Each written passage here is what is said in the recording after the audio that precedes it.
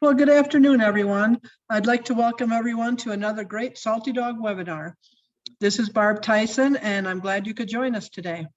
With us, we have Marc Mayo of M-Yacht Services talking about how to refit and restore an older boat, part 2, hull and below decks. Ken, if you can hear me, Marc would like to see a friendly face. So I was wondering if you might turn on your video. Let's see if Ken can hear me. He would just like one or two people to turn their video on so he can have an audience. There's Ken. So there you've got a friendly face, Marc. Let me see if Ken's there. Let me move my chat box down. Okay. Ken. I see Ken. Hello. Hey, Ken, how are you? Pretty good. Good. There we go. Perfect. Just so I can get some kind of response, you know, a querying look or a nod or something, you know, it helps. Well, you've got a friendly face here. Okay, great, Ken. Thank you so much. Well, thank you, Ken. And the reason that we don't have everyone turn their video on is that for those aboard their boats, if they have some weak internet, limited bandwidth or something, the more videos we have on, the more difficult it is for them. But like I said, Marc wanted a friendly face today, so Ken's he didn't know he was going to volunteer for this, but certainly appreciate it. Ken, we thank you. But again, try to keep muted for the most part and use the chat box for your questions. We are recording today's webinar, and I'll send that link out as soon as we have it ready. So now I'm going to hand things over to today's presenter, Marc Mayo of M-Yacht Services. All right, good afternoon, everybody. As Barb said, name is Marc Mayo. I'll give you a quick intro to my background. Born and raised in Zimbabwe, not exactly the sailing capital of Southern Africa. Went to university in Cape Town, did engineering, and right out of there, went down to the BVIs and was working on larger sailboats for almost a decade, wintering in the Caribbean and doing deliveries up to pretty much Fort Lauderdale, West Palm Beach, doing major refits on these boats. So that's where I sort of learned the trade. Been in Maryland since '95. So essentially been doing this most of my adolescent / adult life. Going to be talking about, I guess, refitting / buying used sailboats, assuming to be used primarily for extended cruising. I'm going to discuss things to look out for, bearing in mind that you probably will be doing some of the repairs yourselves, or at least managing refit and repair. So recommending that you are looking into buying a boat, if you're buying, if you don't own already, a boat that is in fair to good condition, so it can be maintained and upgraded rather than, you know, repaired flat out. If you're buying a boat that's in fair condition, there are going to be some projects you can do yourselves. There'll be others that will require help of a professional, of course, depending on your skill set. If you're very comfortable, you know, hands-on, have some experience with fiberglass, carpentry, you know, certainly projects can be tackled yourself. Not going to particularly name any boats or products, with the exception of some of the products that we've had really good luck with or we use all the time and we like, but pretty much will be neutral with naming boats and some of the products you might see on here. Everything you're seeing in the pictures here are real projects. These are, we've got tens of thousands of photographs of projects, and everything you're seeing here are from boats we've touched and are therefore very much real issues that we've encountered. Recommendation, whether you're buying or getting an insurance upgrade or something like that, renewal, I really strongly recommend a good surveyor. And if you're buying, not one necessarily referred by a broker. I've seen some very forgiving surveys with some glaring omissions. So I recommend you speak to people in the trade, dock neighbors, people who have perhaps, gone through the process themselves, and really find yourself a thorough surveyor. Obviously, hull and deck survey, separate from engine survey, separate from rigging survey. So, if you're serious about getting a boat that's going to last you, a lifetime, and you're going to invest a lot of money in that, get yourself a really thorough surveyor. What I recommend, if you don't already own a boat, look for a boat that has what we call good bones: a good hull, a good deck, good bulkheads, a good rig, and so on. A lot of systems can be upgraded, replaced, refitted, but you really want to be looking for as I said, good bones. Probably going to be referring to mostly, or for the most part, custom or semi-custom blue water monohulls, and typically, center cockpits. I only have about 40 minutes here, so I've got about 8 or 9 pages of notes here. So I'm going to have to sort of skip over them briefly, sort of scratch the surface, and cover as much as we can. I've left some of the less important topics at the very end, more general topics at the very end if we get cut short. One thing I would recommend, and I do this all the time, is use, it sounds a little odd, but use your senses when you are on a boat, whether it's a new boat, used boat, your current boat. Use your senses. I have a very keen sense of smell, so I'll step onto a boat and right away I can tell if there's an odor of, dampness, sanitation hoses that need attention, bilges, fuel tank leakage. Any of these senses, any of these smells, you should be able to pick up right away. And it's a good indicator of issues. Visual, obviously, sight down a hull, above and below the waterline. Morning light, evening light, look at the hull. You'll see irregularities on the rudder, on the keel, on the hull. A painted hull will give you, in the right light, you'll be able to sight down there and give you an indication of irregularities in the hull, around chain plates, bulkhead protrusions, stuff like that. And also, your sense of touch in your hands is extremely sensitive. So, I will often close my eyes and run my hand over a hull, and you'll be able to pick up blisters. Run it down the rudder, you'll pick up bulges, any kind of irregularities. You'd be surprised what you can feel. And also when walking around a deck, go barefoot. You'll pick up any springiness in the deck. Even under a teak deck, you'll pick up springiness. And I've got some pictures indicating that. But really use your senses, because it's a good start before you start, digging into certain parts of the boat.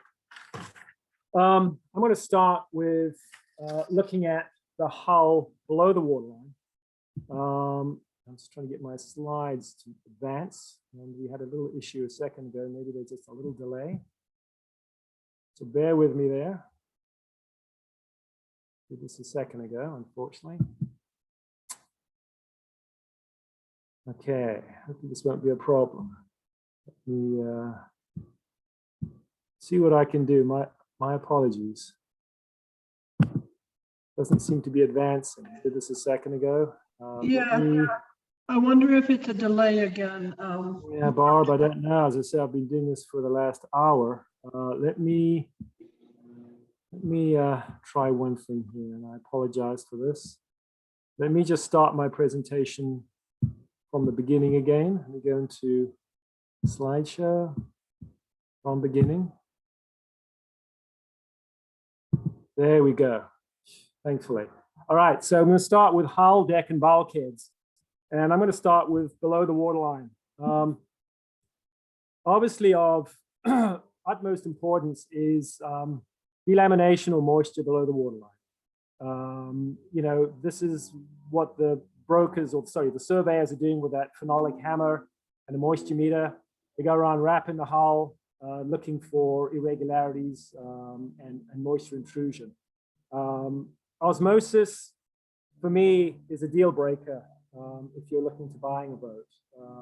It will really affect resale value. It won't sink a boat, obviously, but it'll affect resale value. Couple of pictures here. I've got one of a boat we did in our premises quite a few years ago. This was a minor case of osmosis. Typically, you have everything directly below the waterline, but this had isolated spots that were bad. So sections were peeled. I think just a single laminate, and obviously then built up and filled and fed and barrier coated and painted. So if you're doing an entire bottom, it's pretty expensive. It starts at about $400 a foot for one laminate. So if you're doing multiple laminates, which is more than often the case, it's more than that. So really checking for osmosis or water intrusion is a very important part of a survey, or you know, something you should check oftentimes when the boat's hauled out. What they do with a moisture meter is it's not a percentage of moisture, it's a relative reading. So what will happen is they'll put the moisture meter on an area, you know, well above the waterline or in the middle of the deck where there's certainly no moisture, take a reading and then do a comparative reading to below the waterline or a suspect area. And if it's elevated over a dry area, comparatively speaking, then you've got, you know, water intrusion, moisture intrusion. So osmosis absolutely should be addressed, you know, just as a matter of course, or if you're planning on resale, it will affect the, you know, resale value.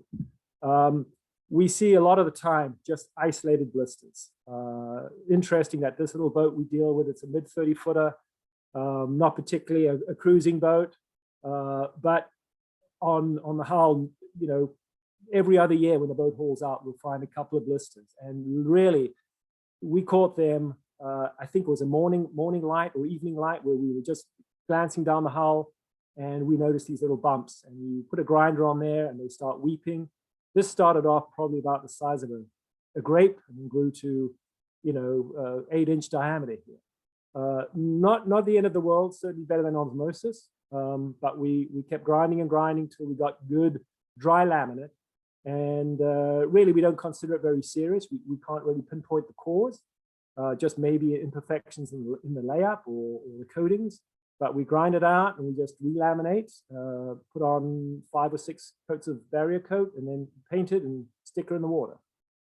Very common on hulls and on rudders as well, but not the deal breaker that the osmosis can be.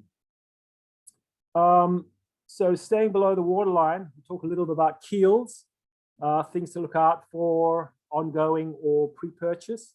This is your typical keel, which is a cork joint. Obviously the stub above the joint and the lead ballast below the joint. Most commonly the repair here is you just reef that out with a hook-shaped tool. We make them out of, we use hose hooks, or we make a hook out of a bent screwdriver, you know, heat it up and just turn it into a hook and gouge that out if you can. You know, solve it and wipe it and recork it. There are boats that are inherently, by design, will have seams that open every time the boat is lifted. That's typically the result of having keel bolts that aren't far forward enough or far enough aft to the leading and trailing edges. And, you know, as you pick the boat up, the seam kind of opens up. So recommendation from a lot of manufacturers is keep it as a working movable joint by just putting in either 4,000 or 5,200 as a movable joint. You can certainly paint over it, but most times when you pick the boat up, it will open up. Recommendation, of course, is to, when the boat is on the hard, go ahead and torque the keel bolts. Most manufacturers will have specifications based on keel bolt size. Normally you'll have pairs, you know, large pair fore and aft, and then a single smaller bolt at the leading edge and the trailing edge. So that's something to keep your eye on. Obviously, if you've got a boat taking on water or a bilge draining, when the boat's on the hard, you can see, you know, levels inside the boat going down. Obviously, you have to drop the keel, and that's a whole other project. But for the most part, if you see water coming out, it's residual water that's got into the joint and is draining out, not necessarily from inside the boat draining out. I have seen that. You fill up the bilge and water drains out. That's a problem. That's a time to drop the keel, clean it up, and rebed. Other types of keels. This is actually a two-part keel. Above the bulb is cast iron. Below the bulb is lead. This boat had failure. I think we saw just a large area of delamination right at that joint. Of course, everything starts out small, and you take a grinder to it, and you literally have to chase the delamination until you get solid adhesion. This keel is totally encapsulated in glass, and you can see that right around the perimeters of where we've ground. So the fix here was we ground it back to bare metal, and that's the key, bare, shiny metal. We then roll on epoxy, and we actually take a wire brush and we scrub it into the lead, and that guarantees no oxygen, and it gives you good penetration. So you scrub it into the lead, and you can roll it out again, let it cure, or let it at least get sticky if it's West system. If it cures, you've got to wash off the blush if it's West system, and then give it a scuff. And then we always do we relaminate using epoxy resin. We try and always go with epoxy just because of its real tenacious bond. So there's a case of an encapsulated keel that had failed at the joint there, and the only way to keep it intact is to re-glass there. There should be no movement between the lead and the cast iron there, so that could have just been inferior coatings or anomaly in the glass job that was done. Next picture shows just a single lead ballast there, a joint between the fiberglass stub and the keel itself had failed. That again was just a tiny little dribble, maybe a ½ inch long, a little weep. And once we got grinding in there, we had to chase the delamination all the way to the leading edge. That keel is not totally encapsulated. It was just a few inches below the joint. So we, did what we did in the picture is we ground away, same treatment, scrubbed the lead with a wire brush, and went ahead and just put a couple of layers of woven fabric with using West system epoxy. Again, that's a pretty common instance. Okay, moving up to above the waterline. There's a rather interesting picture of balsa coring above the waterline that came up in survey. And this was actually, the repair was done by the seller, essentially because it was unmarketable with coring in this condition.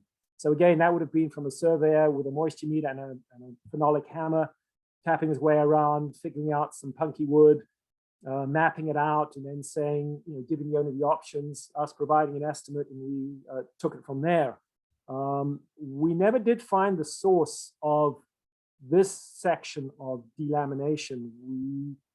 We think it might have been from the inside, where there were fasteners that were into the core and not sealed properly, and some sections of the boat that were holding water and are migrating from the inside out, because you can see clearly here, there were no penetrations in this area of the damage. There's another section showing it low down, close to the waterline, which is, we actually cut just below the waterline. And this is where the core actually disappears. The core is terminated there at below the waterline. So cord above the waterline, solid glass below the waterline. And right at the bottom of the cut there is where the core sort of went away and it became solid glass. So we kind of dug out that little trough and ended up, putting a new balsa coring. This picture shows the intrusion point at the bow. That is actually a little clamshell that we pulled off by the red arrow. And we deduced that that chain locker drain was blocked and the chain locker filled up and got into the coring. So that at least explains this big section up at the bow. Extremely expensive repair. I mean, a huge repair. what you've got to do is basically remove the coring, clean up all the old coring, put new coring in, re-glass, fill in fair, and this is a job where you use a longboard, which is very labor intensive. And then of course this boat had to be primed and painted, boot stripes added, decals. So it's one of those things that you really want to, again, coming back to a good survey, make sure that's detected. And if at all possible, keep an eye on drilling holes from the inside into coring. We never do that. We always will epoxy on a block of plywood to put mount a piece of hardware, put wire tie bases or anything like that. We do not like to screw into coring. We always, as I say, bond blocks onto the inside and screw into them rather. And this really was, at least this front section could have been avoided if that hole through the coring had been backfilled. And I'll get into that later on, but that was actually a piece of exposed coring, unfortunate event where chain locker filled up and it just migrated into the coring. End grain is balsa is a fantastic sponge for water, so it travels over time. This is a bit of an anomaly. This was a cruising sailboat, was out in the yard, and right above the arrow there was a tiny little crack, maybe no longer than about 3/4 of an inch and 1/8 of an inch wide.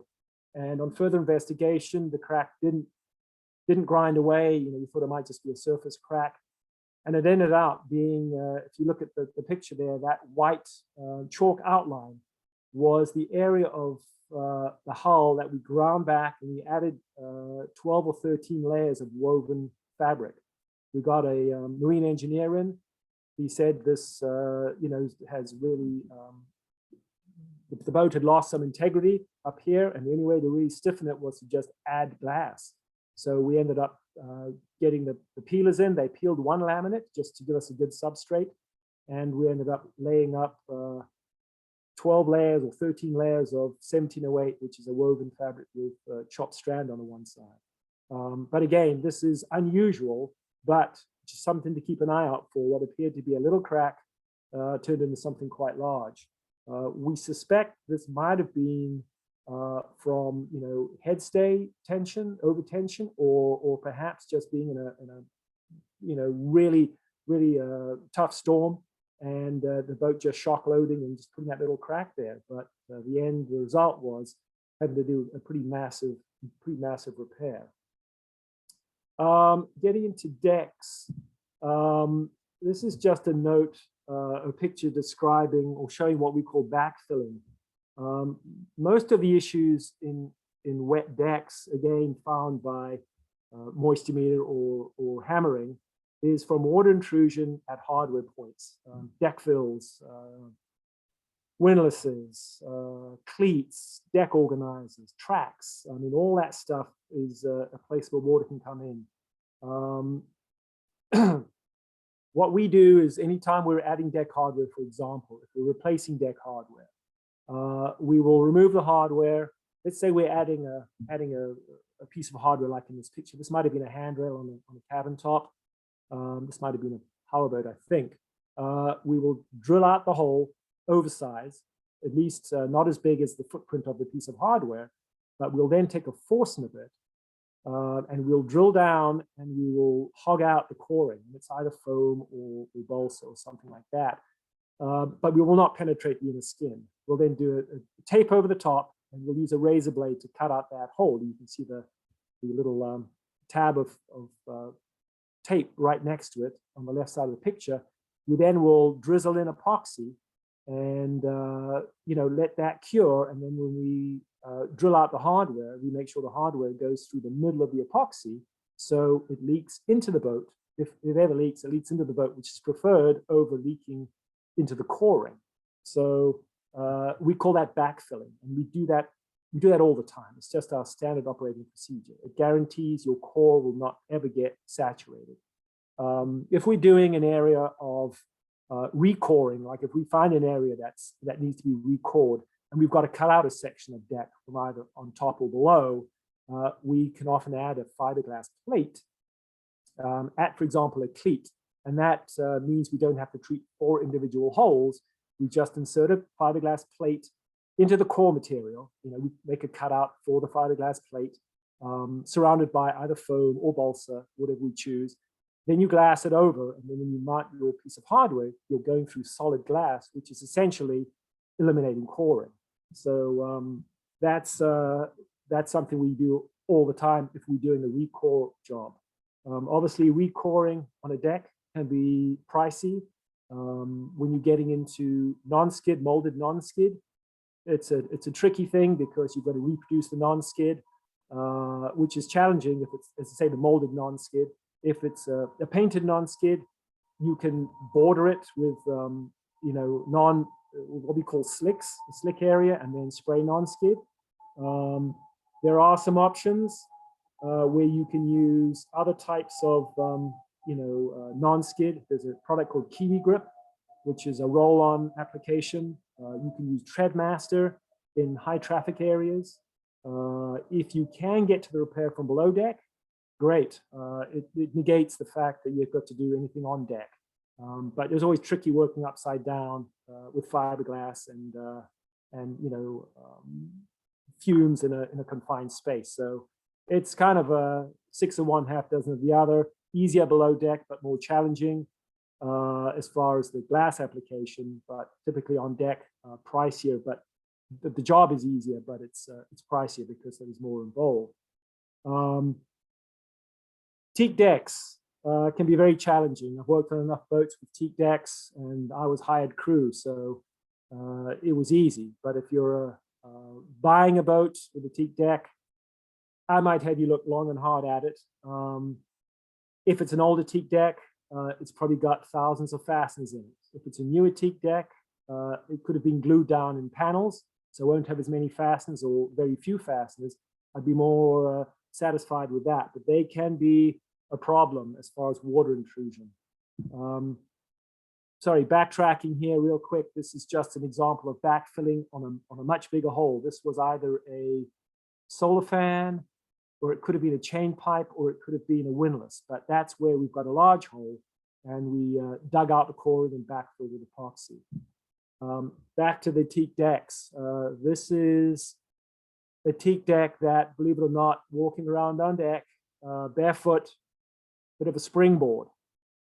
Moisture meter wasn't handy because it was teak on top of the deck.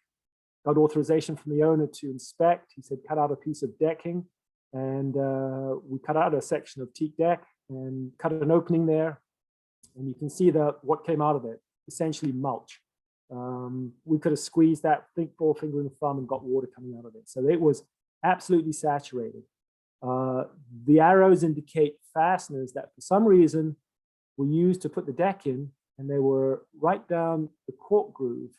And I guess over time, those fasteners failed, let water in, and we had the circumstance we found ourselves in there.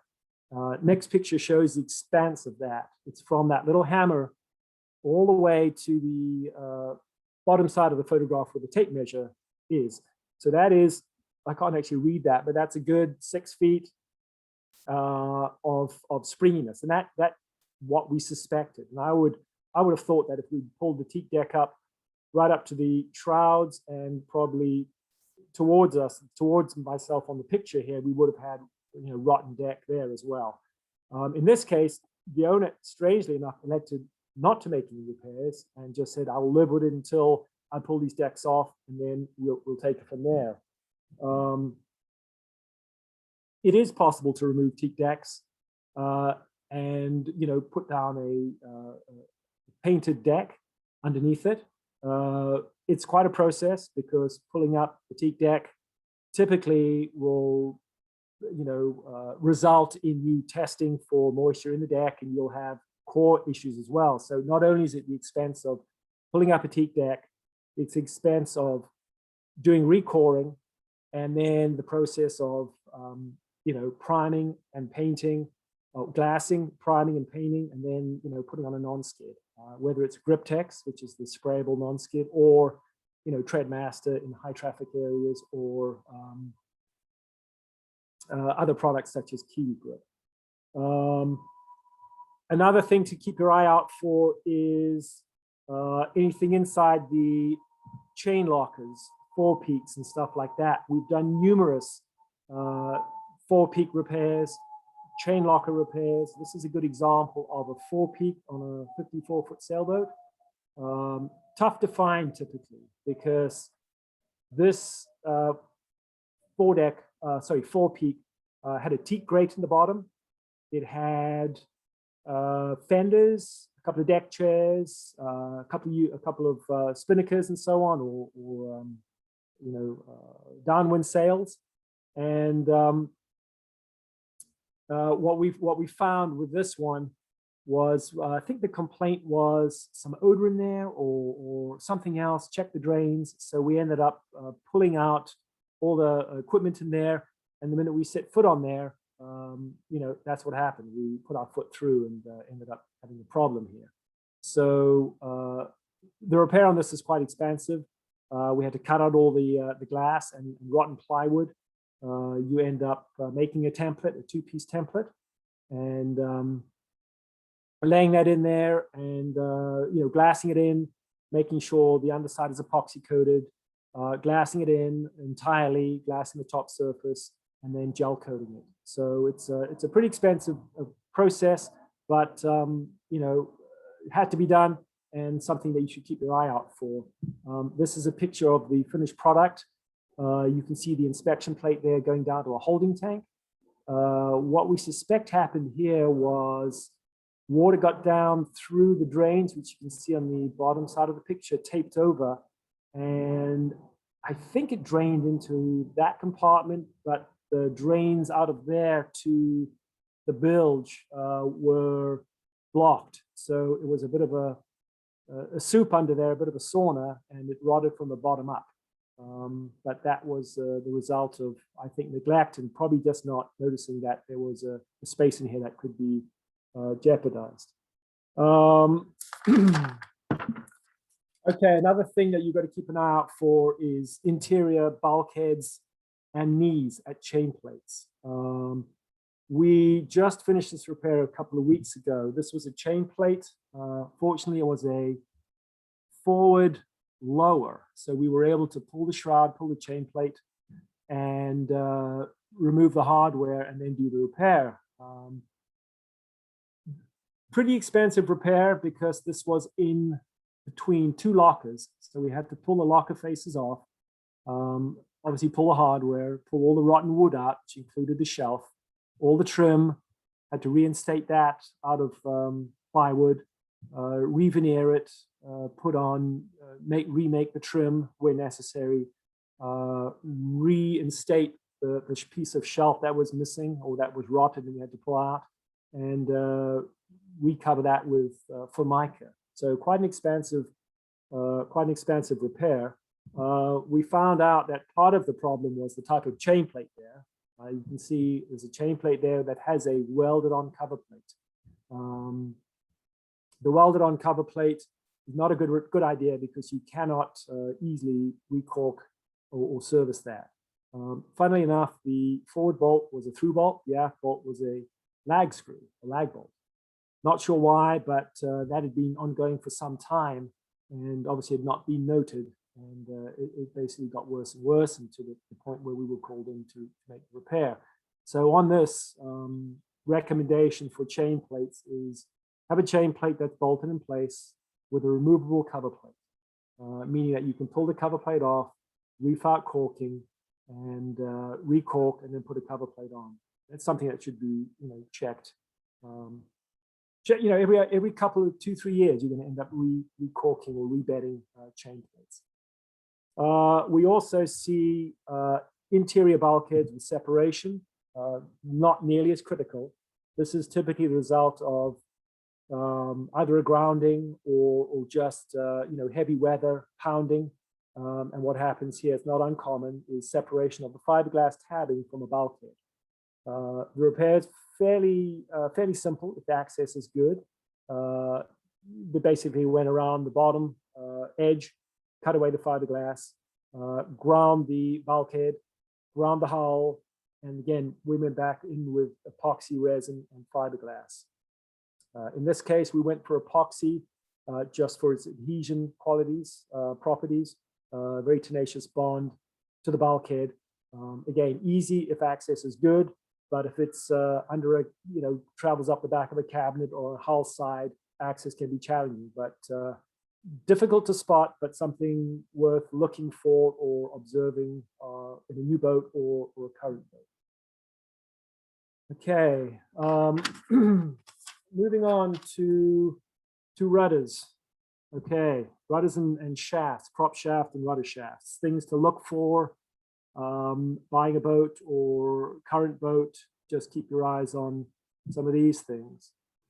Okay, just out of interest, most of the rudders you'll find in the boatyard are wet. If you went around with a moisture meter, I would say 60% of rudders have water intrusion. Most of the water is getting in fact, all the water is getting in around the shaft where it enters or exits the rudder blade.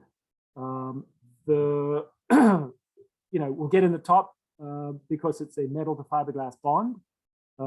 If it's a sort of a hung rudder, if it's got a shoe at the bottom, there'll be a shaft exiting the bottom as well. So it'll be getting in the bottom as well. We do have some solutions to that. Typically, you have to lower the rudder or drop the rudder completely. And if you can get the rudder to drain, which is challenging in itself, often drill a hole at the bottom, put a vacuum on it, whatever you can do to get the water out. But to stop it getting back in, you'll take a long conical bit on a die grinder. We'll clear out around the shaft entry and exit, and then fill that with G-Flex. As long as the rudder post is ground, braided, G-Flex is a very good bond to metal, made by West System. It's slightly flexible, but it's got a good adhesive qualities. And we put that in a long, or in a probably about we call them a horse syringe. It's a large syringe, and we just inject it from the bottom up as deep as we can. And it seems to do a very good job of providing a bond between the stainless steel rudder and the rudder post and the rudder itself, the fiberglass. Big concern with rudders is the quality or the condition of the metal inside. Obviously, welded to the metal shaft are what we call webs, which is the structure of the rudder. And really the only way to keep track of that or to observe that is to cut open the rudder, a small piece of it, and inspect the welds. If the welds are marginal, then their options are cut it totally apart, replace the metal structure, and use at least one of the skins of the rudder, or go ahead and replace the rudder entirely. We've done both. There are manufacturers, I'm not sure what state they're in, but I think FOSS, F-O-S-S, Foam makes rudders, either from drawings or they've got a database of different boats and they'll be able to turn around a rudder. I think pretty fair priced. More expensive is to get them from manufacturers, but at least that way you're guaranteed to get an exact replacement. This is a good example. The picture shows of stainless steel pitting where it's in the absence of oxygen. This is right in the lower end of the packing gland. That washer you see there is the bearing washer, thrust washer between the rudder and the exterior of the hull. So the pitting there is just as it enters the hull, and that's obviously the result of stagnant water or deoxygenated water, and that results in pitting. So stainless steel is only good if it's surrounded by oxygen. It's great on stanchions and so on, where it's in an oxygen-rich environment. If it's starved of oxygen, it tends to pit like this. So that is something to really watch out for. In this case, the surveyor condemned this rudder. I think they've got a ratio of depth of pit to shaft diameter, and they condemned this. The owner elected not to replace it. It was either a time frame thing or they just decided that they weren't going to put the boat in any rough conditions. It was going to be, coastal or something like that, and they weren't going to do much offshore stuff, and decided not to go for it. Another example here is an aluminum shaft going into a rudder. This problem we noted was some swelling on either side of the rudder, and a little crack. And you can see the crack at the shaft entry there. We ground back a little bit, and the fiberglass, we weren't able to see much, so we ended up making a little cut there with a tool that exposed the aluminum, and very, very deep pits. Again, a surveyor was called in, and he condemned the rudder based on the degree of pitting there, and the owner, and both sides of the rudder were like that. And in this case, the owner elected to get a new rudder made, so we made the measurements and spoke to the manufacturer of the rudder and gave them the specs, and they said, yes, it is a mold we have, and we can make the rudder to spec, and ended up getting a rudder ordered from Europe, and did a simple swap out. Here's a great example of not the same boat, but the same model of boat. This gentleman came to us. He was doing a trip.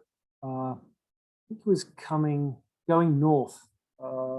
That's right. He was heading north, and opened up his steering area. Had a bunch of needle bearings down there, and realized he had one of his bearings had blown up. So he pulled into Annapolis, and he was hauled out right away. And in our endeavors to replace the bearings, we dropped the rudder, and we noticed that this circumstance here, and you can see how badly hourglass that is. This was obviously condemned, and the owner elected to get a new rudder, new bearings, and all the above, upper and lower bearings. And we put this down to the use of copper-based paint on the rudder and the hull around the rudder. And the owner had said, I never gave that a second thought, and nor did boat yards historically. So they were just slapping on paint, sanding around there, and believed that it was copper-based paint that degraded the shaft to that extent. So what we mandate right now is, if we are putting new rudders into boats, we will request that the bottom crew paint with non-copper-based paint around the rudder entry for about 5 inches around there, and the top 5 inches of the rudder. Sorry, the top 5 inches of the rudder, they paint with non-copper-based paint. And we obviously tell the owner to, moving forward, to make sure that crews do exactly the same thing, and stay away from that to avoid this sort of circumstance. Here's a good example of, again, oxygen deprivation on a prop shaft. This was on an Asian boat, Taiwanese built boat. And that is obviously part of the shaft that was in the packing gland, deprived of oxygen and pitting as a result. And in this case, obviously the owner elected to do a new shaft. This, I think, was found when we were going from conventional packing gland to a dripless. And I'll get into that a bit later on, but the dripless needs to seat, one of the O-rings in the dripless seal on the rotor has to seat on a smooth surface. So that became an issue for the installation of the dripless shaft seal. So we had to replace the rudder. Again, a rudder can cost you, up to $1,000. Then there's a replacement, decoupling it, pulling it out, replacing it, and so on. Typically at that time, the good thing to keep an eye out for is cutlass bearings. So if you're reshafting, obviously cutlass bearings is a maintenance item, and could be done at the same time. Okay, let's talk a little bit about some of the rudder glands that you should keep an eye out for. This is a composite rudder that is a lip seal in the picture there. The only way that a lip seal will work effectively is on a smooth surface. So it'll either bear directly on a stainless shaft, or in this case, with a composite shaft, what the builder does is put a stainless sleeve on the shaft, and the lip seal bears on the stainless sleeve. In this case, you could see there were clear signs of leakage, the corrosion and so on. So we actually dropped the rudder, pulled out the seal housing, replaced the lip seal, and went on with our day. But something to definitely look out for as far as rudders go, maintenance issues. This is the next one, is the boat that we replaced one of the rudders on. This has got new bearings at the bottom. You can see then the black ring at the bottom. Inside the rudder is an aluminum rudder tube, which was actually replaced as well. That was perforated.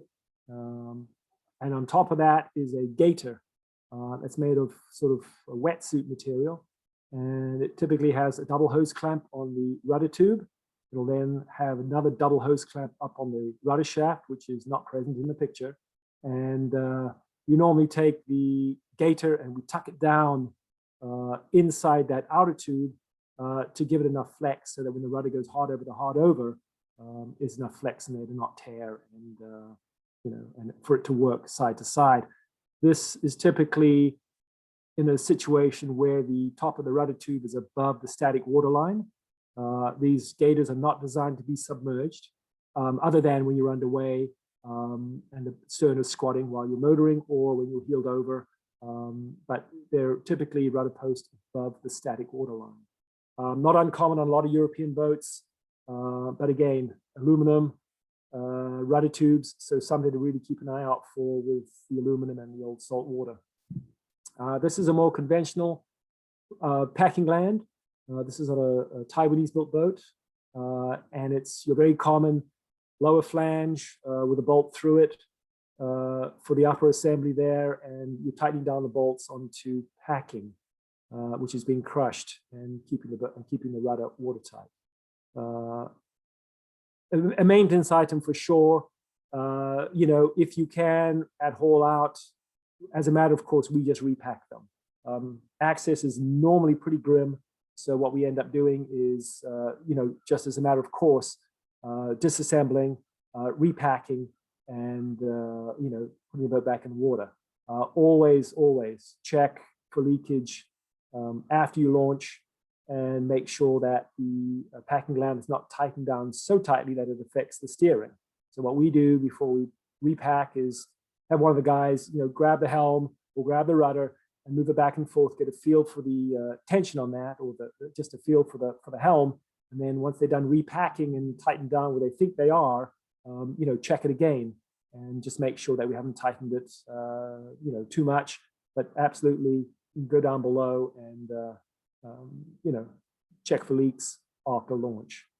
In this case, we added a lock nut on there. The top flange is not threaded, the bottom flange is threaded, but without a lock nut, there is nothing to stop that bolt backing out over time. So we added a jam nut in there just to keep it all locked in place.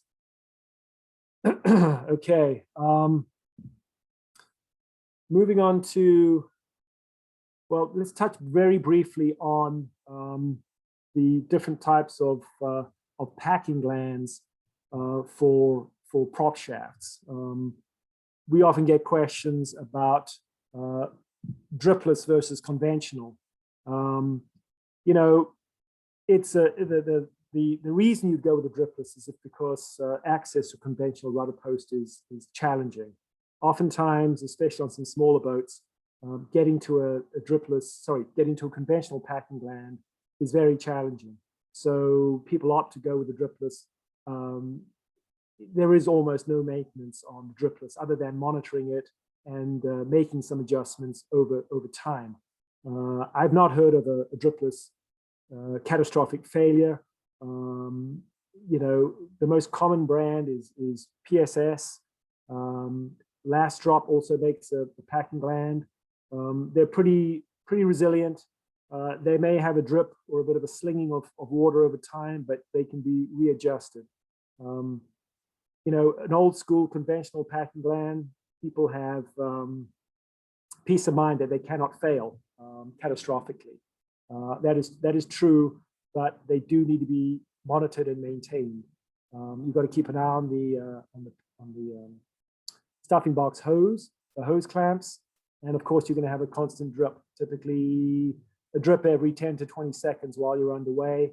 And, adjust it as the leak. If the leakage increases to more than that, you snug it up a little bit. But again, the choice between the two is all access dependent. When we repack conventional stuffing boxes, we use the Gore-Tex, which is the black type, and we always stick it in with Syntap, which is a synthetic paste that just assists with lubricity and installation. So there isn't a correct answer there to say. It's really maintenance and access dependent.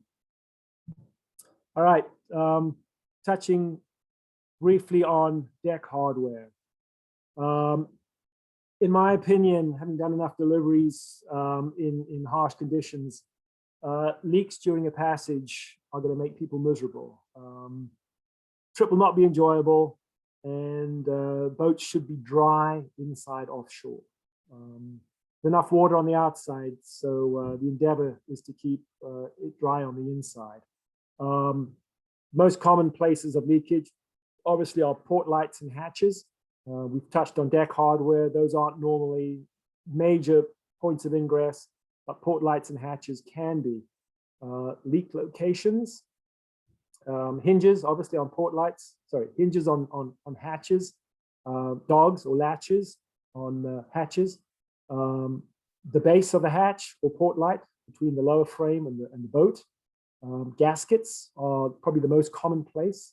Lenses, cork failure between the lens and the top frame. Deck hatches, some of the mid sizes up to 20 by 20 aren't ridiculously expensive. So often replacement is not a bad way to go. They can be reglazed or rebedded. Reglazing, we refer to new lenses if they're crazed, new gaskets, new hinge gaskets, and latch gaskets, or O-rings. So they can be refurbed, as can opening port lights. They can all be refurbed as well.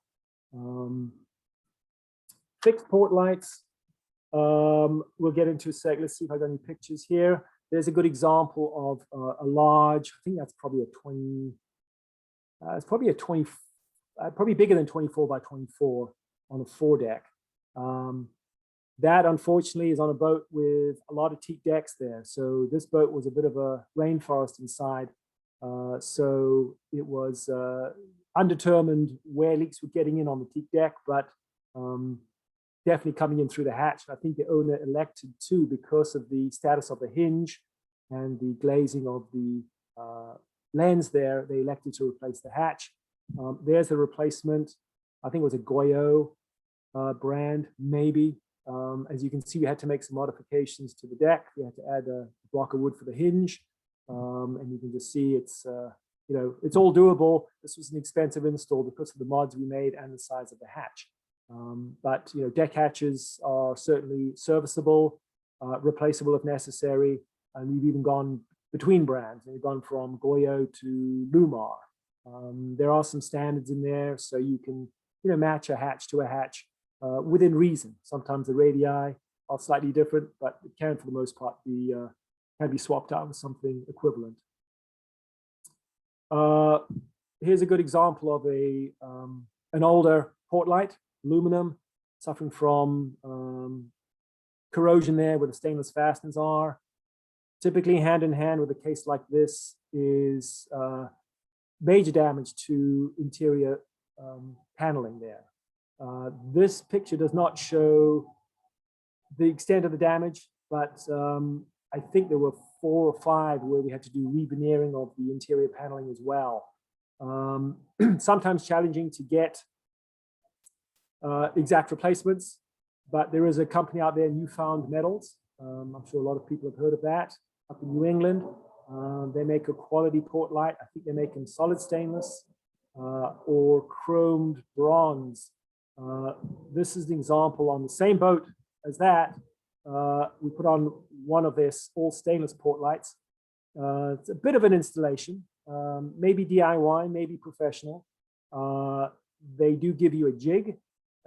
They give you a router bit and I think some specialty drill bits. And they have you cut an oversized hole and do the installation. They actually bed these with butyl tape, just a little bit of cork as a cosmetic bead around the outside, but they're put in with butyl tape, multiple layers, and believe it or not, they do not leak. They swear by it. They say, use this or don't buy our port lights. So they're a quality brand, and it really suited this boat. And you know, they have them in hull port lights. We've had them in cabin side port lights.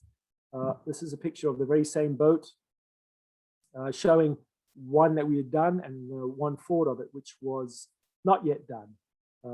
So really suited this boat, sort of a heavy displacement catch cruising boat, and it's a good look. So that talks about opening port lights. Fixed port lights are a little more challenging if they don't have frames. Excuse me. If they have frames, it's not a big deal. You pull out the port light, you replace it. There is caulking between the port light and the boat, and there is caulking between the exterior trim ring or frame and the lens itself. So we've got a double barrier there. There are boats that just use a acrylic or polycarbonate port light, fixed port light, windshield or side window that is held on entirely by cork, no fasteners. Morris uses this, and one of our clients has a 51, I think, or 52, and he takes it offshore and beats the boat up, and knock on wood, we haven't had any problems with that. So as long as you know the installation procedure, you know, port lights without frames on the outside are certainly serviceable, maintainable, and shouldn't scare you off. Personal preference is frames. I like fastened port lights. Something I know is not going to come loose, break free, or anything like that. But essentially, both are very sound ways of doing it. So summing up, you know, some of the hardware issues. In my opinion, boats should be entirely dry on the inside. Water should be coming in from 3 places. Rudder posts, and not necessarily there. Prop shafts, yes, you're going to get some water coming through the prop shaft, and down the mast, not around the mast, but down the mast. So if you can eliminate, you know, water from all your hardware and so on, you'll be make for some decent offshore work. Okay, let's get into some of the other systems, plumbing and plumbing systems.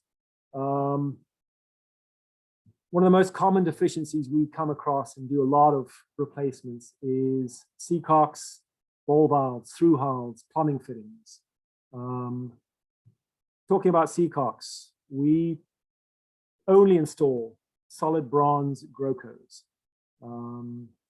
There are other brands out there. Groco makes one with a stainless handle. Combraco makes them with a stainless handle. We like the bronze handles. It's just chunky in your hand. All the Grocos now have Zerk fittings, grease fittings on them. So you can grease them in advance before we put them in, and you can maintain them. We put 90-degree Zerks or straight Zerks on there, depending on orientation. And they can be worked on a monthly basis. I recommend exercising them monthly and greasing them, you know, annually or every other year or as needed. Don't be scared of the old conical cones type seacocks. This week we're just finishing servicing some on an older Bristol. Boat's probably 30 years old, as are the seacocks, and they work just as nicely now as they did probably the day they were installed. So we just knock the cones out, lap them a bit with rubbing compound, wipe them all off, clean them up, put them on with grease, tension them accordingly, and they will probably work for another 30 years. So old cone type seacocks, do not be scared off by those as long as they're maintained. The major problems we have are on, hate to say it, European style boats. We have major plumbing issues on those. It's usually because of the selection of material. Here's a good example of a plumbing system where that T you can see has failed. That is probably a brand or a composition of bronze that is not what we'd find in the US. There are codes on all their ball valves that follow a certain standard, but we've not had good luck with these types of through hulls and seacocks and plumbing. That is the same system that actually happens to be under a vanity. Then you get a sink drain, a sump pump discharge, holding tank discharge, and direct overall discharge. Again, wrong hoses on there, which I'll get into later, but also the wrong type of material used there. I mean, obviously fine from the factory, and that's what they use, that's their standard, but they really give you a shortened lifespan. And just in passing there, you'll notice that the hose on the left side is got a hose cuff on there, and that I'm pretty certain is sanitation, and that is not an approved sanitation hose. Very common on European boats, but we'll get into that later on. But that, if you're looking under a vanity and you see that, you've got problems, and we end up replacing, I think, every single through hull and seacock on the boat. There's an example of, I think that's a waste tank discharge. That's actually on an oyster, believe it or not. Again, I just think inferior quality. It does look like a casting, but it could just be a different grade that didn't last as long. Here we've got an instance of absolute failure on a couple of through hulls. These are both head discharges. Ball valves on through hulls. I'll talk about that in a little bit, but this is full of glaring issues there. I think when we came to remove the hose on this one, the one on the left side of the picture completely snapped in half. Luckily, the boat's obviously out of the water. So glaring issues there. We've got through hulls, which is a tapered thread, onto ball valves, which is a tapered thread, going onto a through hull, which is a straight thread, and then use of a pipe nipple up top, which is made of brass, which should be banned from use below the waterline. And on top of that, the hoses were pushed onto the pipe nipple. Now, the only place that a hose should be pushed onto is a barbed fitting, thread on one end and barbed on the other. So issues you see here, and this is not an uncommon circumstance. Ball valves on through hulls, that's a no-no.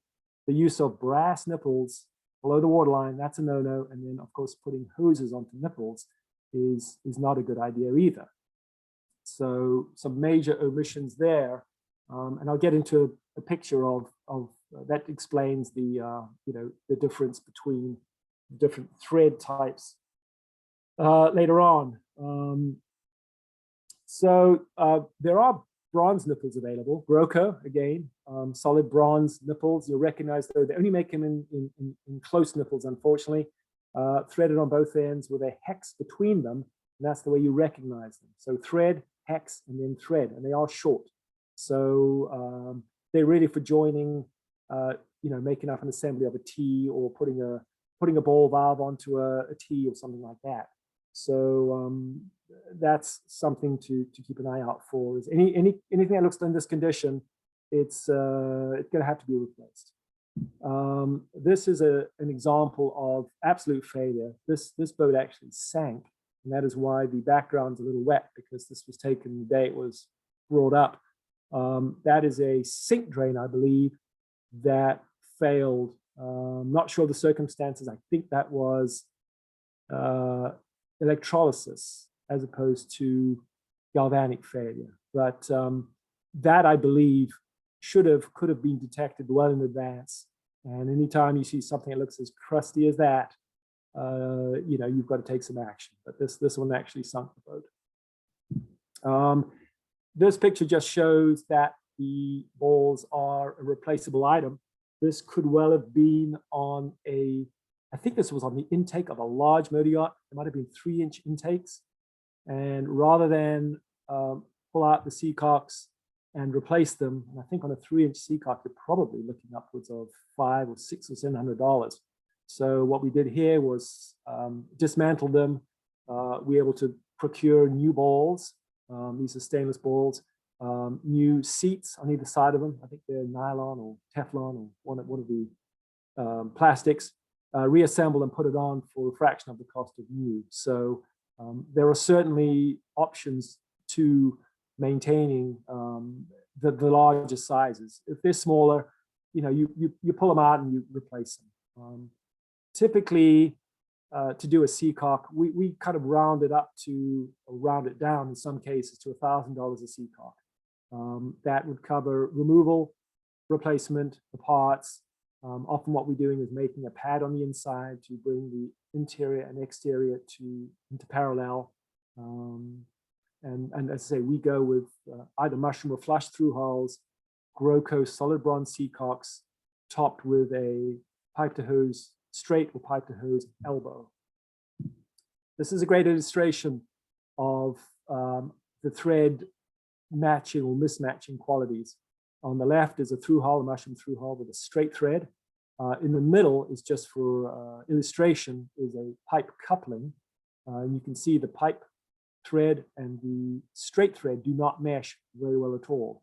Straight thread on the left goes in 2 or 3 threads into the tapered pipe thread, whereas on the right, and again, that is just for illustration, that is a brass nipple. You can see how well the brass nipple seats into the equivalent tapered pipe thread. So we've got straight not going very well into tapered, but we've got tapered going very well into tapered. So normal procedure would be a straight thread through hull, threading into a straight thread seacock on the underside, the lower side of a seacock, designed for a straight thread as well. And that just gets, bedded thoroughly with 5200, or actually, 4000 or 5200. We go with 52. And then the top side, we normally put of the seacock, we go with a pipe to hose straight or a pipe to hose 90, and that we typically just set in with dope, pipe dope. So that explains the situation encountered a lot with mismatch of threads. Too many people will go ahead and put a ball valve onto a through hull.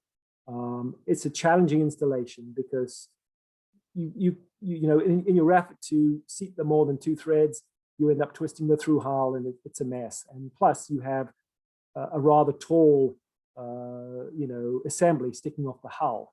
Whereas a through hull, a seacock has got a flanged base that sits a lot more squatly on the hull. It's much more rigid, nothing you can lean on, kick off, bend or break. So, that's the way to go is seacocks over through hulls and ball valves. Let's get into some of the hoses. Most of our hoses we replace either because they are crazed or because they are the wrong type. This is an example of crazing from age. This is a head intake. That's I think it's a Raritan. No, I'm not sure what it is. It's a head intake hose. We replaced that obviously with like kind. It's just age. Another example, this happens to be an exhaust hose. A smaller boat, this was probably 2-inch, but again, age related and just crazing and just crying out to be replaced. Anytime you see this, you should be replacing. It happens a lot with cockpit drains that are old, tough to get to. Oftentimes you'll see crazing on the outside of the radius, as you do here. On the outside of the band, you can see that's crazed over the inside. So anytime there's stress, you'll see cracking like that. So important to keep an eye on stuff like that and replace as necessary. This is a good example of overzealous use of hose clamps and connections. A couple of flaws in here. One is obviously the use of perforated band hose clamps. Looks like the hose clamps there, the screws may not be 316 stainless. They could be 301 or 300 series lower grade stainless. Just too many reducers in line here. I didn't do a head count of hose clamps, but there's a lot of them. What I would have done in this case is either mount higher up on a pad or something, a T assembly made out of bronze and go off that, or if space permitted and we were making a skyscraper, thread everything down onto the seacock with a through hull. Have a rigid assembly at the hull But again, if that was going to turn into something that could be broken off or too long, have a length of hose and remote mounted something out of bronze, and you could really get away with, you know, a lot less hose clamps. So minimize hose clamps as you can, and just think about your assembly. See something like this. There's a lot of places for leakage there, so just minimize that, and you know, relocate fittings or you know, just re-engineer if you can. Here's an example of wrong application of a hose. This, I'm not sure what this was. This was either a head intake or a fresh water pump intake. In either way, there's some errors there. Any kind of suction should be reinforced. Oftentimes, trying to take a turn with non-reinforced hose will cause it to flatten out like this and starve it of suction. Sometimes even on discharges, if it's bent too tightly, it'll flatten out like this. So definitely on suctions, go ahead and use a reinforced hose. If it is for potable water, there are versions out there or brands out there that are approved for potable water with a wire reinforcement. So definitely use those. Anytime you're doing below the waterline applications, please make sure that you have below the waterline approved hose. We see far too many boats that have air conditioning suctions or discharges with this type of vinyl reinforced or fiber reinforced vinyl, which is designed for potable water, not designed for below the waterline. We use a lot of wet exhaust hose, wire reinforced for discharges of bilge pumps, you know, anything below the waterline. Other options are Shields make what we call back hose. It's a white, smooth walled, smooth exterior for discharges. That can be problematic because once it goes onto a barb, it tends to have a pretty good memory, and you have to use a heat gun to get it off. So if we can use a wire reinforced hose, we do over what we call the vac hose. The nice thing about the vac hose, it is a fairly thin wall. So if you're replacing hose with new hose, you don't have to open up bulkhead openings with a drum sander to pass through wire reinforced hose, which typically has a thicker wall, therefore a bigger OD. Hose being measured on the ID, all that changes with wall thickness is the OD. So sometimes you've got to make some openings larger to feed things through. Do not scrimp on sanitation hose. Again, your nose will tell you when it's time to replace hose. Stick your head under the vanity into a locker. You'll smell it when it's time. So do not scrimp on hose for sanitation purposes. Always use solid band hose clamps and always double up on sanitation applications. There's only a few types of hoses we use. Brand called Poly-X. I forget the master brand, but the line is called Poly-X. They make it in 1 inch and 1.5 inches. Fantastic stuff, very expensive, $23 a foot. Another brand that is notable, but only sold in 50-foot rolls, is made by a company called Headhunter down in Fort Lauderdale. Their brand is called, or their line is called Great White. Preferred by motor yachts if they're looking for a bright white exterior, passing through a head vanity or something like that, where they want to have the aesthetic. The Poly-X is a silver gray, slick on the outside, smooth on the outside. Good stuff, but it does have that gray color. Again, so that's probably all I'm going to talk about on the plumbing side. We're going to get into tankage next. Again, your nose will tell you if you've got tank leaks, be they holding tanks or fuel tanks. Obviously, both have a concern. Water tanks do leak, but to a lesser degree. But we'll talk a little bit about fuel tanks and holding tanks and so on. Very tough to predict if and when they're going to fail, because they are typically buried. under floorboards, under cabinets, in lazarettes, outboard of an engine in modern applications or instances. So hard to see when they're going to fail.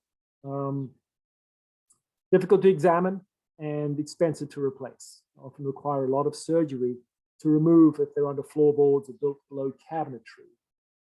Visual inspection for leaks, obvious. If you've got a boroscope, you can stick it underneath and look for leaks. We do that a lot. Inexpensive boroscopes you can get hook up to a cell phone these days. So you can, put under there, take video, inspect, and all the rest. But you will notice the smell, diesel in the bilge. You'll see a sheen, or you'll smell a holding tank leak or a fuel tank leak.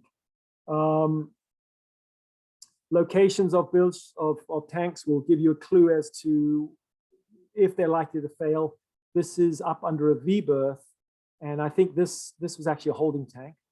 It failed primarily because it was the wrong material to use for a waste situation. Got to look out for tanks that are sitting in a bilge. We see a lot of tanks sitting on wet foam or wet padding of some sort, kind of just sweltering in there.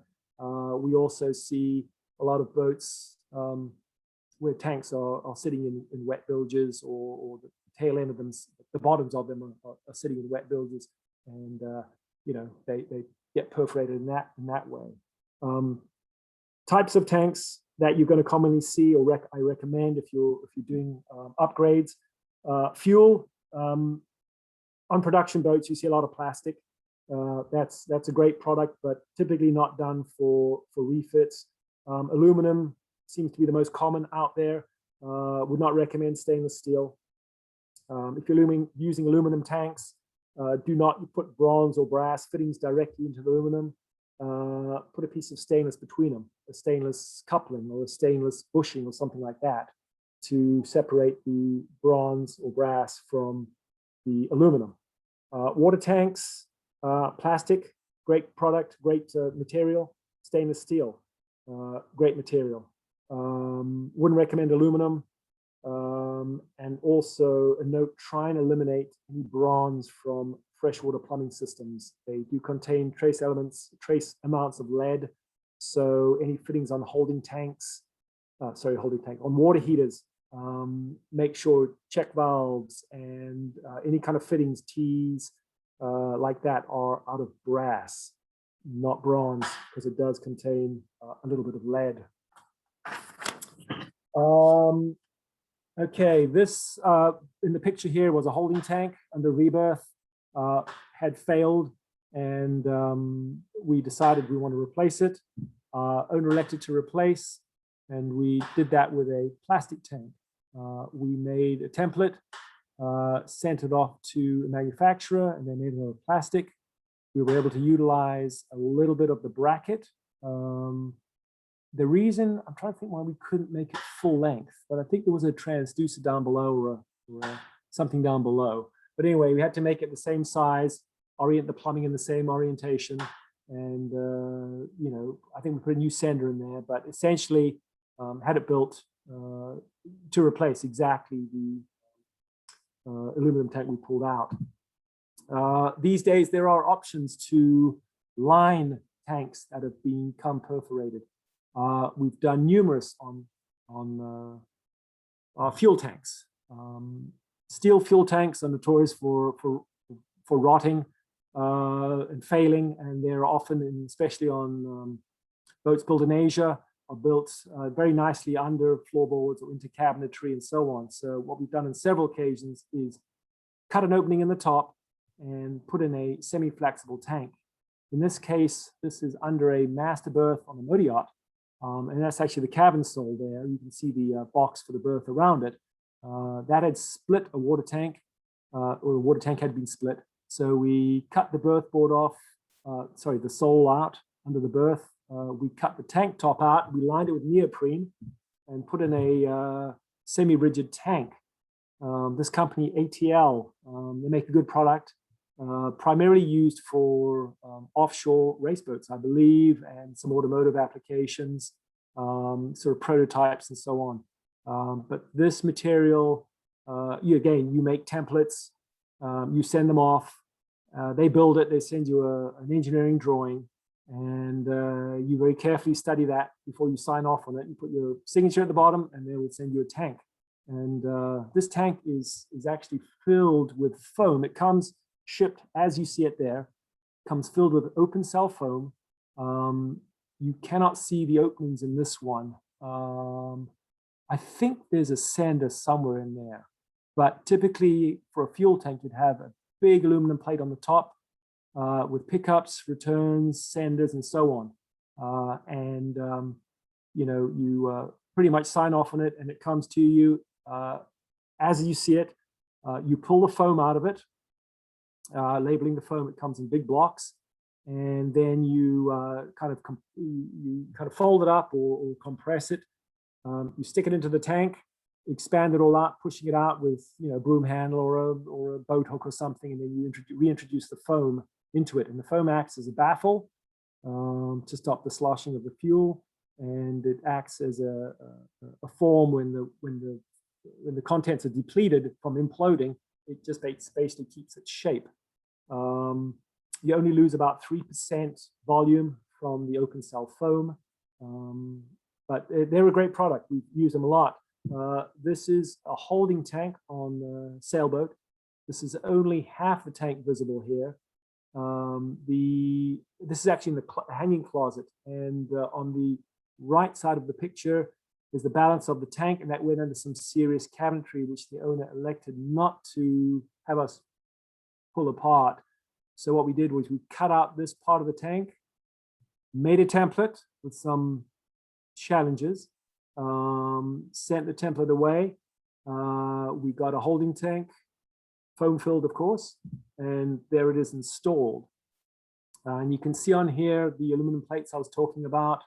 There's a vent there on the left side. There's a fill, a couple of fills, I think, a deck suction from two heads, and a deck suction. Obviously, the deck suction is the white PVC fitting, and that has a dip tube down. So 2 feeds, a vent, and a deck suction, or a macerator suction. And then obviously the lower inspection plate is a sender.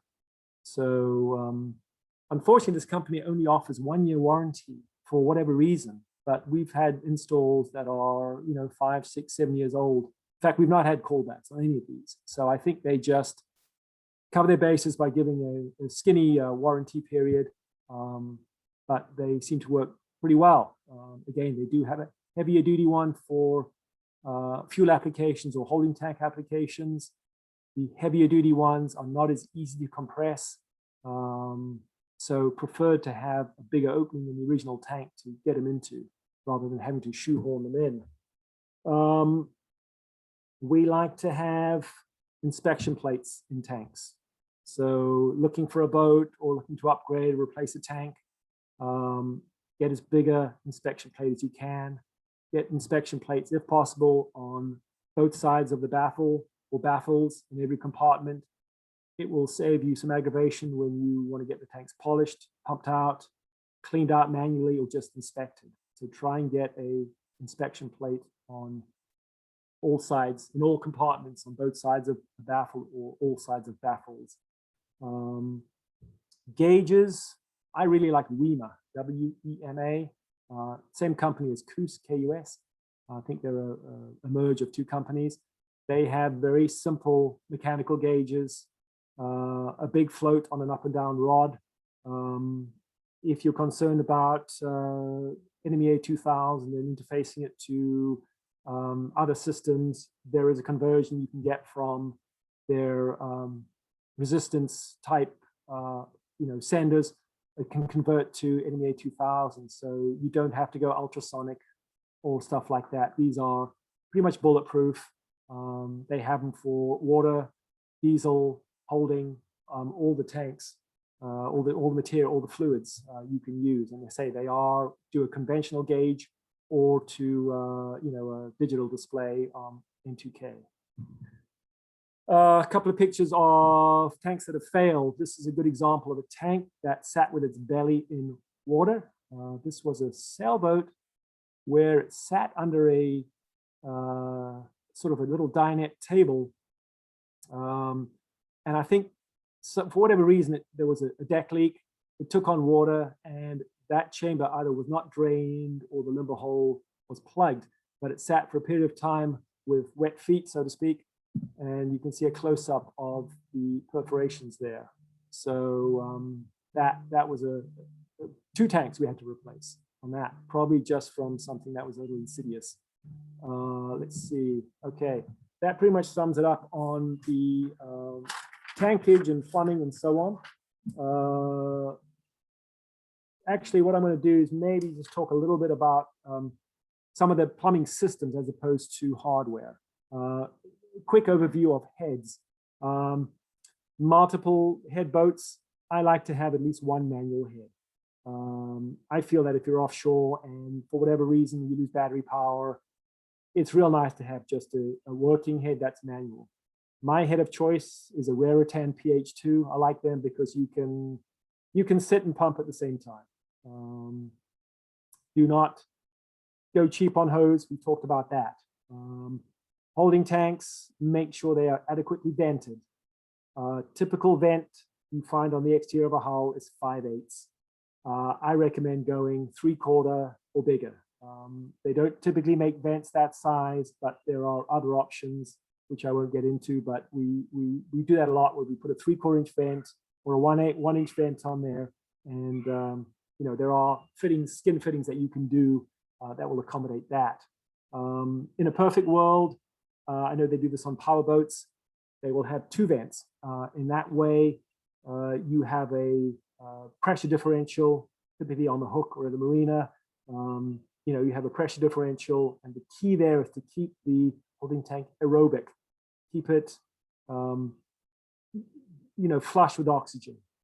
If the bacteria can survive and thrive in an aerobic environment, the odor is not nearly as bad as if it is anaerobic. If it's anaerobic, it becomes septic and is a real problem.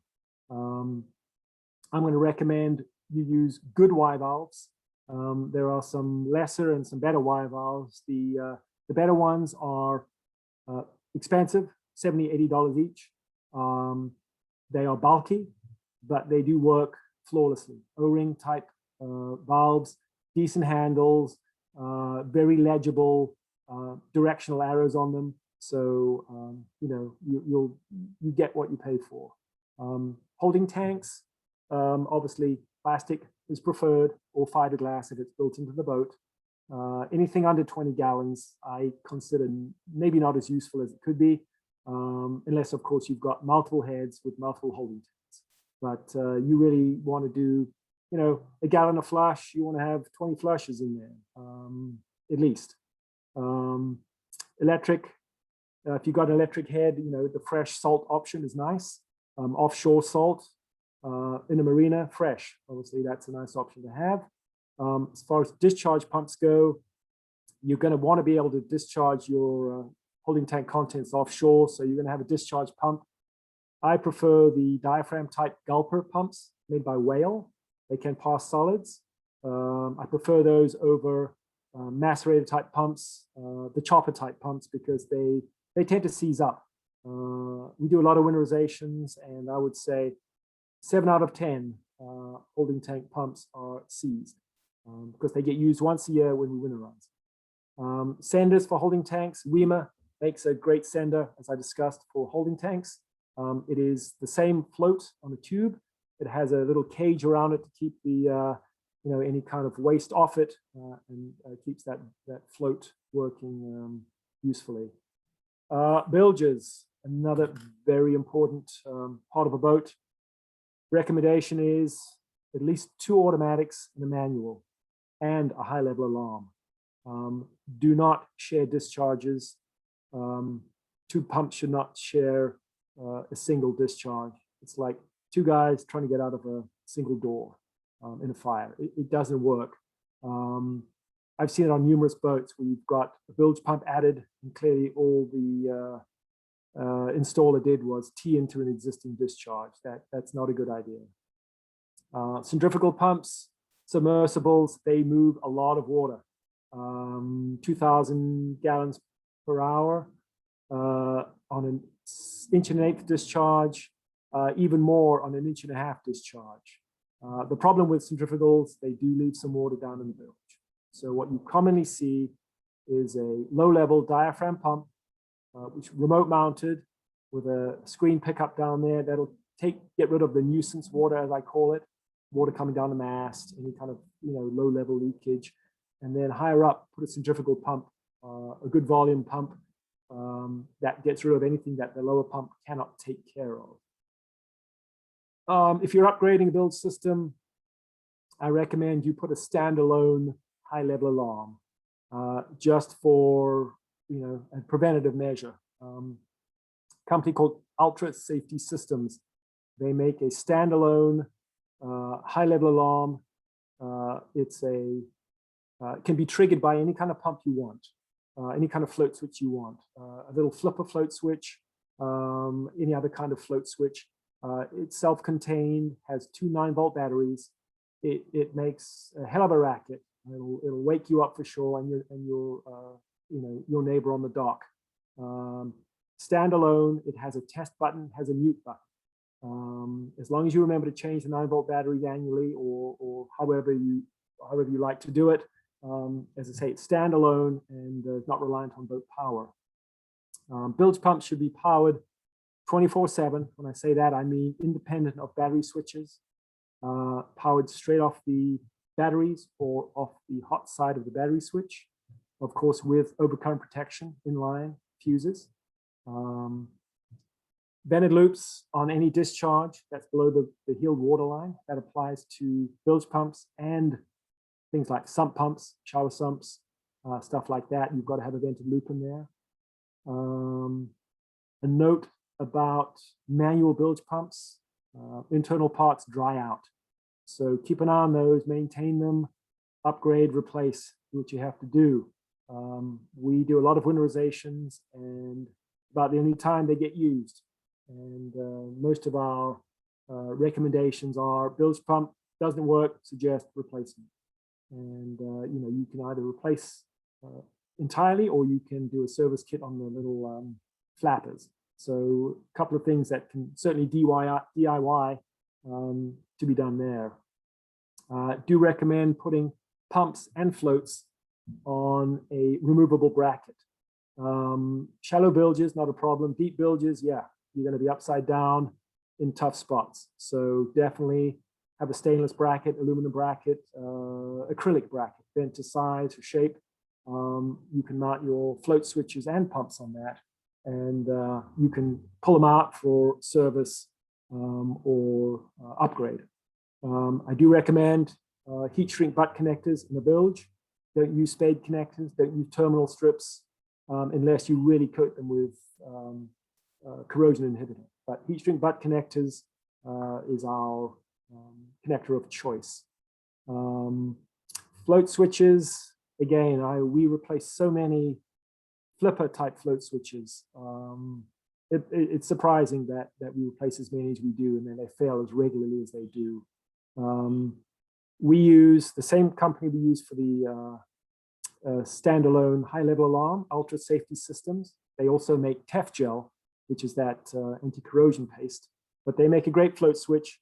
It's a plexi or a polycarbonate cylinder with a large wobbly float inside, very tough to get them to jam. And they make a couple different options. They make a standard size, which is large, some with a built-in high-level alarm. They make a smaller version for smaller bilge sumps. I think they call them mini. They make them in 12 and 24 volt.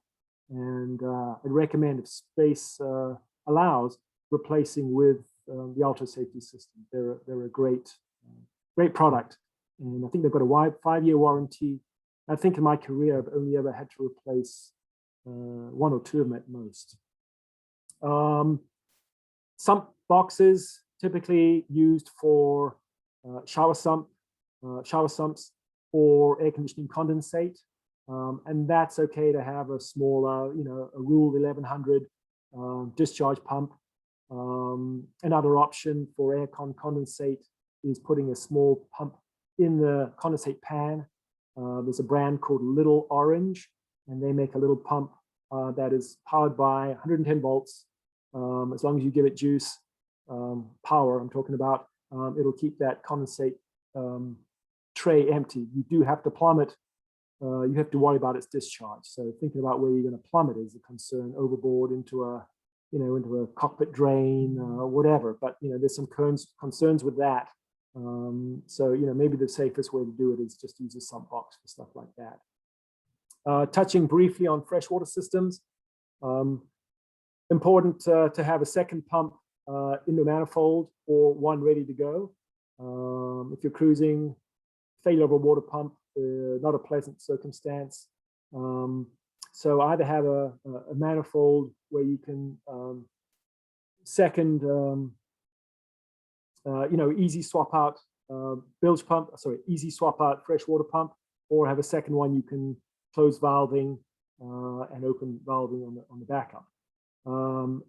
The easy to swap out, I mean, these days they have snap-in fittings with O-rings. So literally, if you've got a pump standing by in a box, I believe that if you know what you're doing, you can have a new pump in place within 10 minutes. So short downtime, easy swap out if you're going with like brand. Water heaters, we recommend installing a bypass if you're replacing it for winterizing purposes. So anytime we replace a water heater, we put on a winterizing bypass. It means you don't have to drain the water heater. Well, you do have to drain the water heater, but you don't have to remove any plumbing. You literally, for winterizing, you drain the water heater and you turn a little valve from normal to bypass, and you run hot and cold. You run antifreeze through the hot and cold circuits of your boat, and remember to put it back on normal for the spring. But that's an addition you should consider doing anytime you're replacing a water heater, or to ease up, make it easier for yourself for winterizations. I do recommend a very easy to use manifold, labeled, multiple tanks, 1, 2, or 3. Draw off one tank at a time because it will suck air from an empty tank over water from a full tank. It's just physics. So tap from one tank at a time unless there's a crossover between two tanks. Optional foot pumps, nice to use for sure. Quick rinse of the hands. Saltwater foot pump for doing dishes offshore with a freshwater rinse. It will force you to go easy on water if you've got foot pumps. Touching briefly on deck wash systems. Deck wash pump is no different than a freshwater pump. Builds up pressure, pressure switch says shut off, and it shuts off. Self-priming, typically with a dedicated intake, but a nice option. And I'll get into this briefly when I touch on some of the other systems. All right, moving on. Electrical systems. Okay, that is what you want to avoid on a boat. Fire hazard, electrical systems. So, electrical is a fire hazard, typically AC, but we'll see, we see a lot of this on boats. And I would urge you to, if you have this on a boat, take corrective action, or, perhaps pop a panel open, ask a surveyor to pop a panel open and see what you've got going on behind. Some of the problems we encounter on European boats is they'll come wired for European power with 12 gauge wire, double the voltage, half the current. So 12 gauge wire will suffice in Europe, but not in the US. So oftentimes the first thing you have to do from the shore power to the distribution panel is upsize to 10.3. Keep an eye on that. Anytime you're adding a new shore power or upgrading your inlet, recommend putting in an ELCI. ELCI is a GFCI for the entire boat. Recommended by ABYC. Anytime we touch the shore power system, we add one of these. It's a safety issue, eliminates shock hazards and drowning and so on. Wire gauge, definitely take note of that for bilge pumps, and navigation lights. ABYC says you have to have only a 3% voltage drop. There's a new rule out about LED nav lights, but definitely for bilge pumps, do not go undersized for wire. Critical systems require 3% voltage drop. Non-critical systems, pumps, not bilge pumps, freshwater pumps, lighting, fans, stuff like that, can have a 10% voltage drop. So definitely keep an eye on wire gauge. Avoid, as in the picture, a rat's nest. That was on a boat we did 3, 4, 5 years ago. This was the front of the panel, back of the panel. Owner's request was make it pretty, please. So we ended up replacing the panel and tidying it up. That is the same panel there, or the same opening, the same wire, and we eliminated a lot of wiring. There were some wires that just did nothing.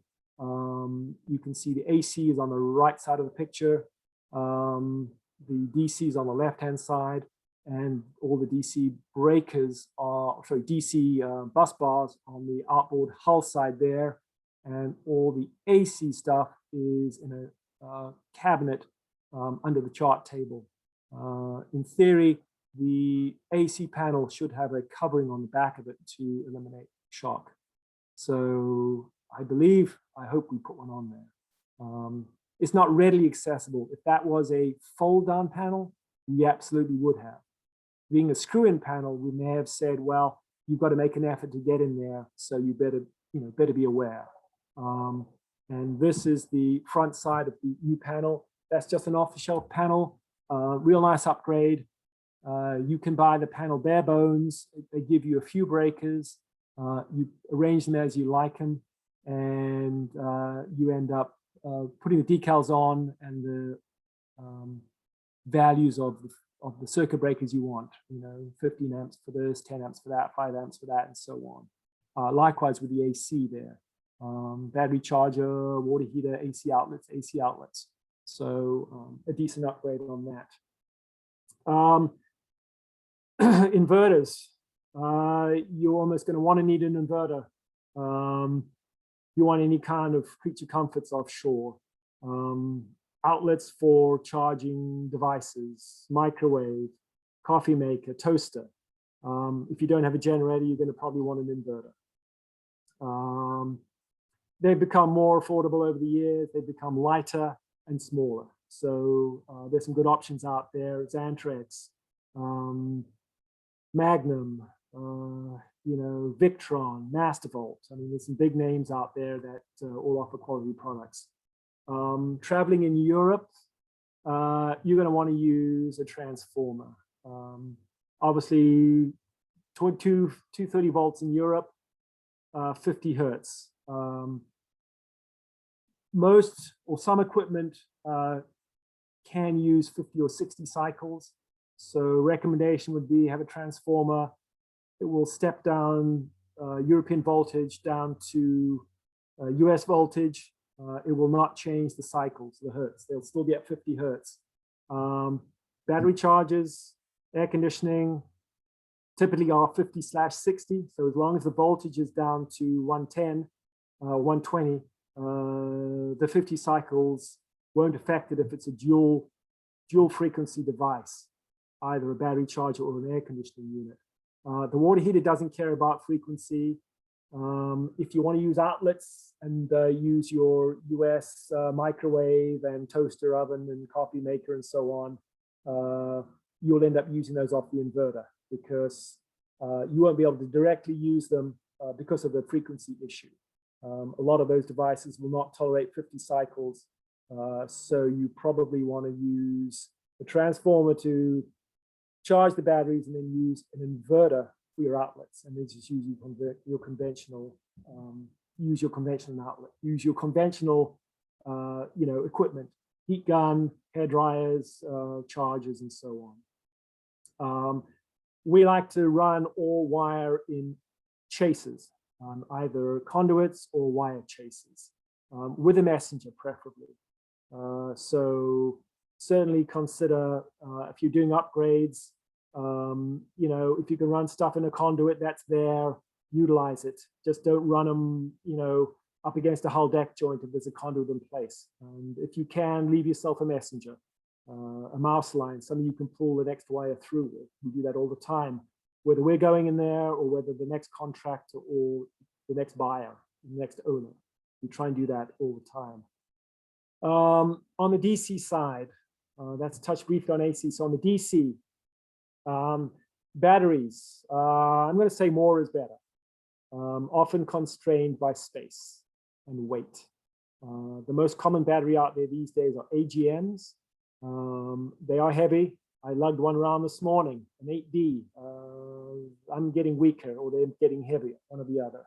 But an 8D to be lugged around even with somebody else, they're pretty heavy. Lithium ion are becoming more common. Great system. I'll get into those in a little bit. Wet cell batteries are still out there, believe it or not. It's a good example of a wet cell battery bank under a berth. The reason they're steered away from primarily is because they die prematurely, and that's from lack of maintenance. In this case, they're under a berth. Owner requested, what do we do? My batteries are drying up on me. I said, well, let's get a watering system on there. So we put a watering system in there with a remote, sort of a plug-in. And what you do is take a gallon jug, and it's got sort of one of those macro ketchup dispenser type plunges. You snap that onto it, give it a couple of plunges till you feel back pressure, and your wet batteries are filled. And I've been told by, again, people who sell these watering systems, so it may be a little slanted. You can get, 5 years out of a bank of wet cell batteries if they are maintained properly. So I have no reason to doubt that. I think this gentleman has had these batteries in there for at least 4 or 5 years. So that's a good example of that. Lithium ions are becoming more common these days. They are featherweight compared to lead batteries.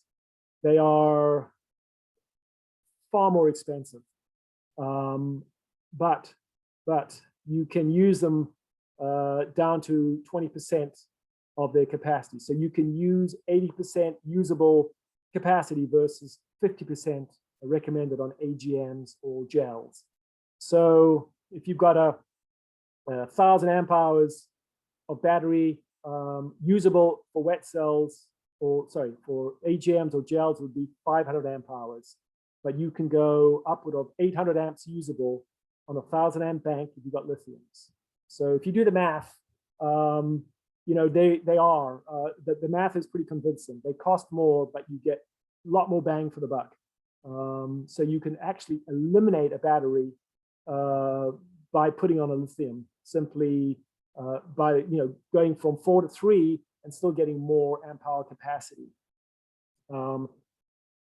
You will need high amperage charging devices.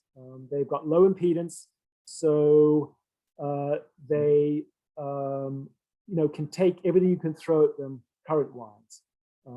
As far as alternators go, almost imperative to have a temperature sensor on the external regulator. What happens is alternators are working full tilt all the time to give these batteries every ounce they can, every current, every amp they can. As a result, they overheat. So you have to have a temperature sensor on the alternator that will regulate its temperature so it doesn't burn up.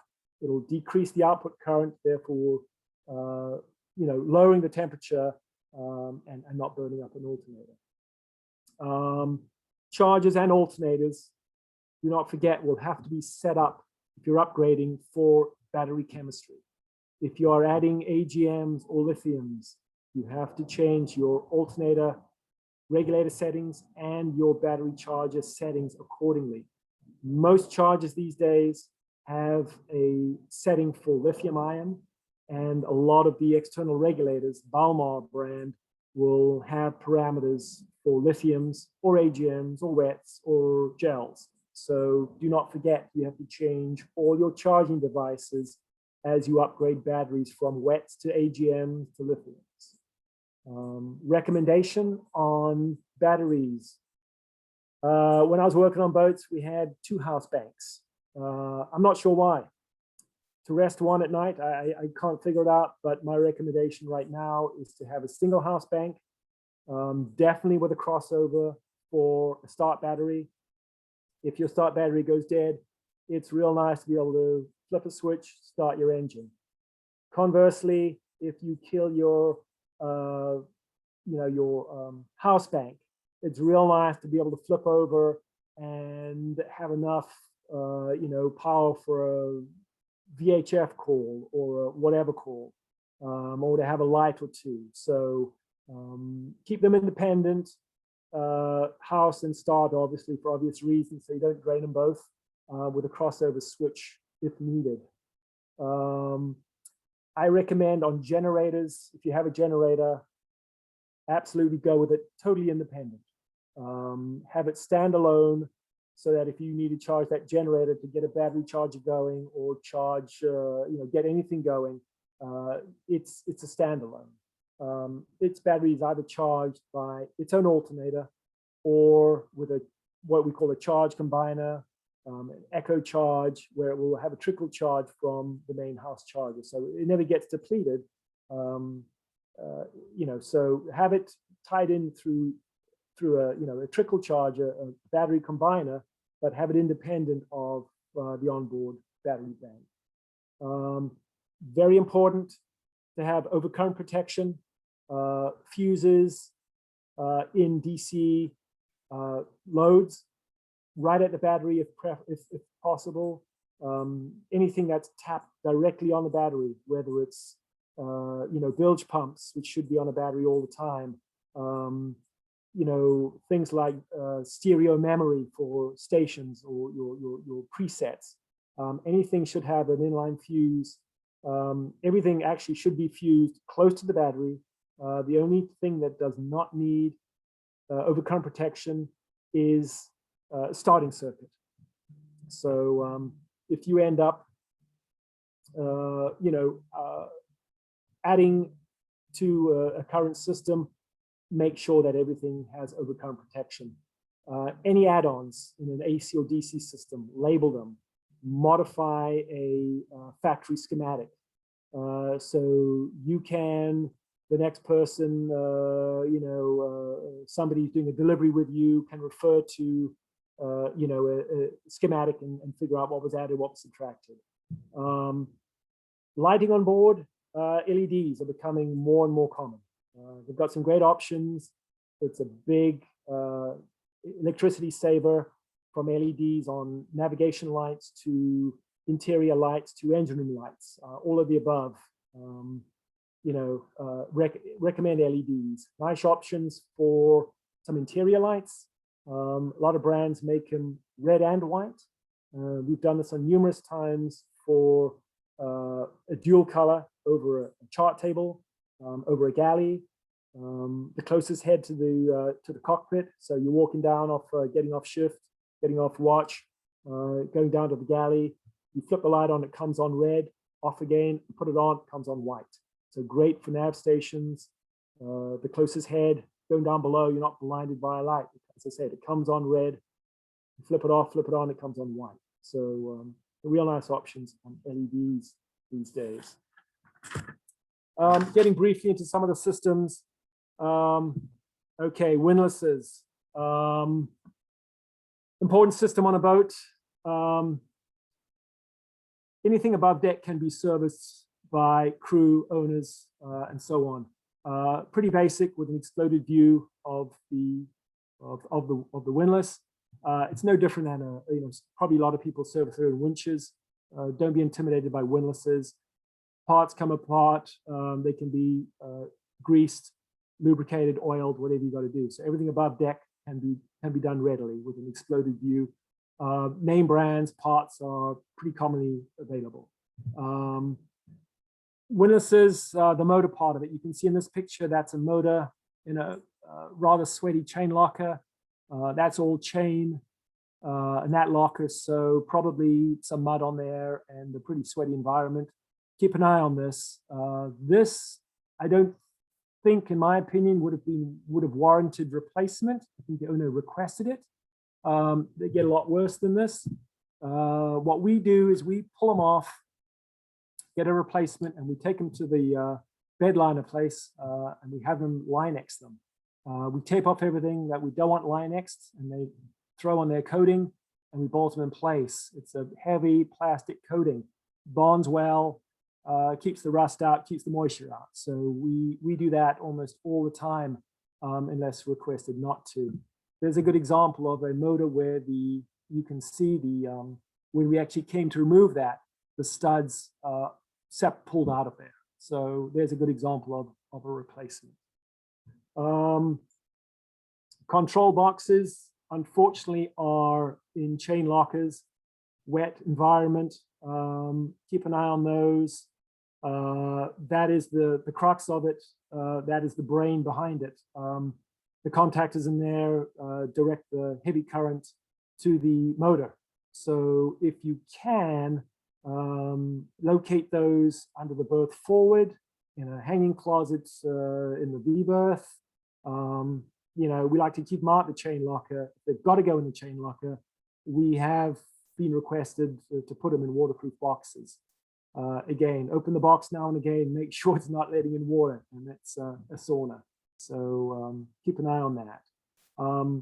Foot switches versus remote controls. There's no correct answer. I like remotes because with a foot switch, you're kind of stuck on that. You're gazing over the bow, trying to direct the guy at the helm or the person at the helm to go to port, go to starboard, to retrieve the anchor. With a remote control, you can lean over the bow. You can look port, starboard to give directions. You have much better mobility up there. Controls at the helm, great idea. You can retrieve an anchor solo if you know what you're doing, but a rocker switch at the helm is a good idea. So there's a couple of notes on that. Recommendations, yeah, chain markings, absolutely. Either if you've got a lot of chain, all chain, spray paint. That's all you can do is spray paint, colored sections on there. If it's rope, thread the markers through it. With the numbering on that, you'll certainly notice them. I've seen zip ties on there. They kind of vanish in the mud, or they get abraded off there. The little plastic buttons that sit between the chain links, they don't last too long. Do not forget to add a snubber, a chain snubber to your list. If you've got an old chain rode, definitely important to take the load off the windlass. So the snubber is important. Deck wash, nice option for cruising. In the bay here, it's a no-brainer. It's so muddy, you need a deck wash. Freshwater, saltwater option. Nice to have salt water for washing down the anchor. Nice to have fresh water. You can spare it for washing down a foredeck after a passage. Adding a windlass, it's all doable. I've got a boat here. It happens to be a Morris 34. No anchor windlass. Owner requested it. Had to do some modifications up here. Pulled away that middle cleat. Removed the spinnaker pole forward bracket there. This is the after there. Unfortunately, that chain is not fed around the windlass the right way right now in that picture. We were testing it with the chain disconnected, checking rotation. But you can see what we did there, add a windlass. We get a lot of boats that come in without windlasses, and the crew are going, or the owners are going cruising. And of course, the first thing we want is a windlass for obvious reasons, or we're converting manual to electric. So adding a windlass is certainly viable. Part of that equation should be deck wash. So they kind of go hand in hand. Propane systems. Sorry, let me talk briefly on refrigeration systems. Obviously, a critical part of cruising. Most of the old, engine-driven have gone away. They're all now low current or DC systems. either air or water or keel cooled. You know, there are off-the-shelf units you can get, smaller units, Adler Barber, Frigiboat, they're off the shelf. A lot of the flat plates on those two, Adler Barber and Frigiboat, you can bend yourself, if you know how to do it, and put them in L-shaped or C-shaped into a cold space. Seafrost, another great brand. They'll make up custom holding plates for you, or not holding plates, but evaporator plates. A little more custom there. You have to specify the copper tubing, the line sets as they call them. But you know, again, quality. I don't think there's a correct answer there. We don't have a favorite. You'll speak to other cruising people or dock neighbors, and they'll say they love Seafrost because, or they love Frigiboat because. Again, it just depends what you've had before or what you've had recommended to you. Front loading versus top loading. It is what it is. Obviously, front loading, it's like your fridge at home. It spills out all the air. So not as efficient, but easy to get to everything. Top loading, a lot more efficient, but difficult to dig for the frozen stuff down the bottom. So again, it is what it is. I wouldn't steer away from either of those. Most of the failure we see or inefficiencies we see is because of insulation. Insulation should be 3 to 4 inches. Insulation gets saturated from condensation. You know, they use improper foam, a lot of reasons, but any of the manufacturers of refrigeration systems normally quote their efficiencies based on 3 to 4 inches of insulation. So anything less than that, you're going to have deficiencies. The other major failure point is gasketing. We do so many gasket modifications, upgrades, replacements. We do what we call the dollar bill test. Take a dollar bill or a piece of paper or whatever you'd like to, put it between the gasket and close the lid. If the gasket pinches the dollar bill and you cannot extract it readily, it's a good gasket. Do this all around the gasket, the hinge side, the latch side. If the bill can just be pulled out readily, you don't have proper contact with the gasket. It needs to be upgraded or replaced. Anytime you have frosting on the evaporator plate, that is normally from humid air, tropics, summertime, anywhere, getting in there and condensing and freezing on the evaporator plate. So insulation is important.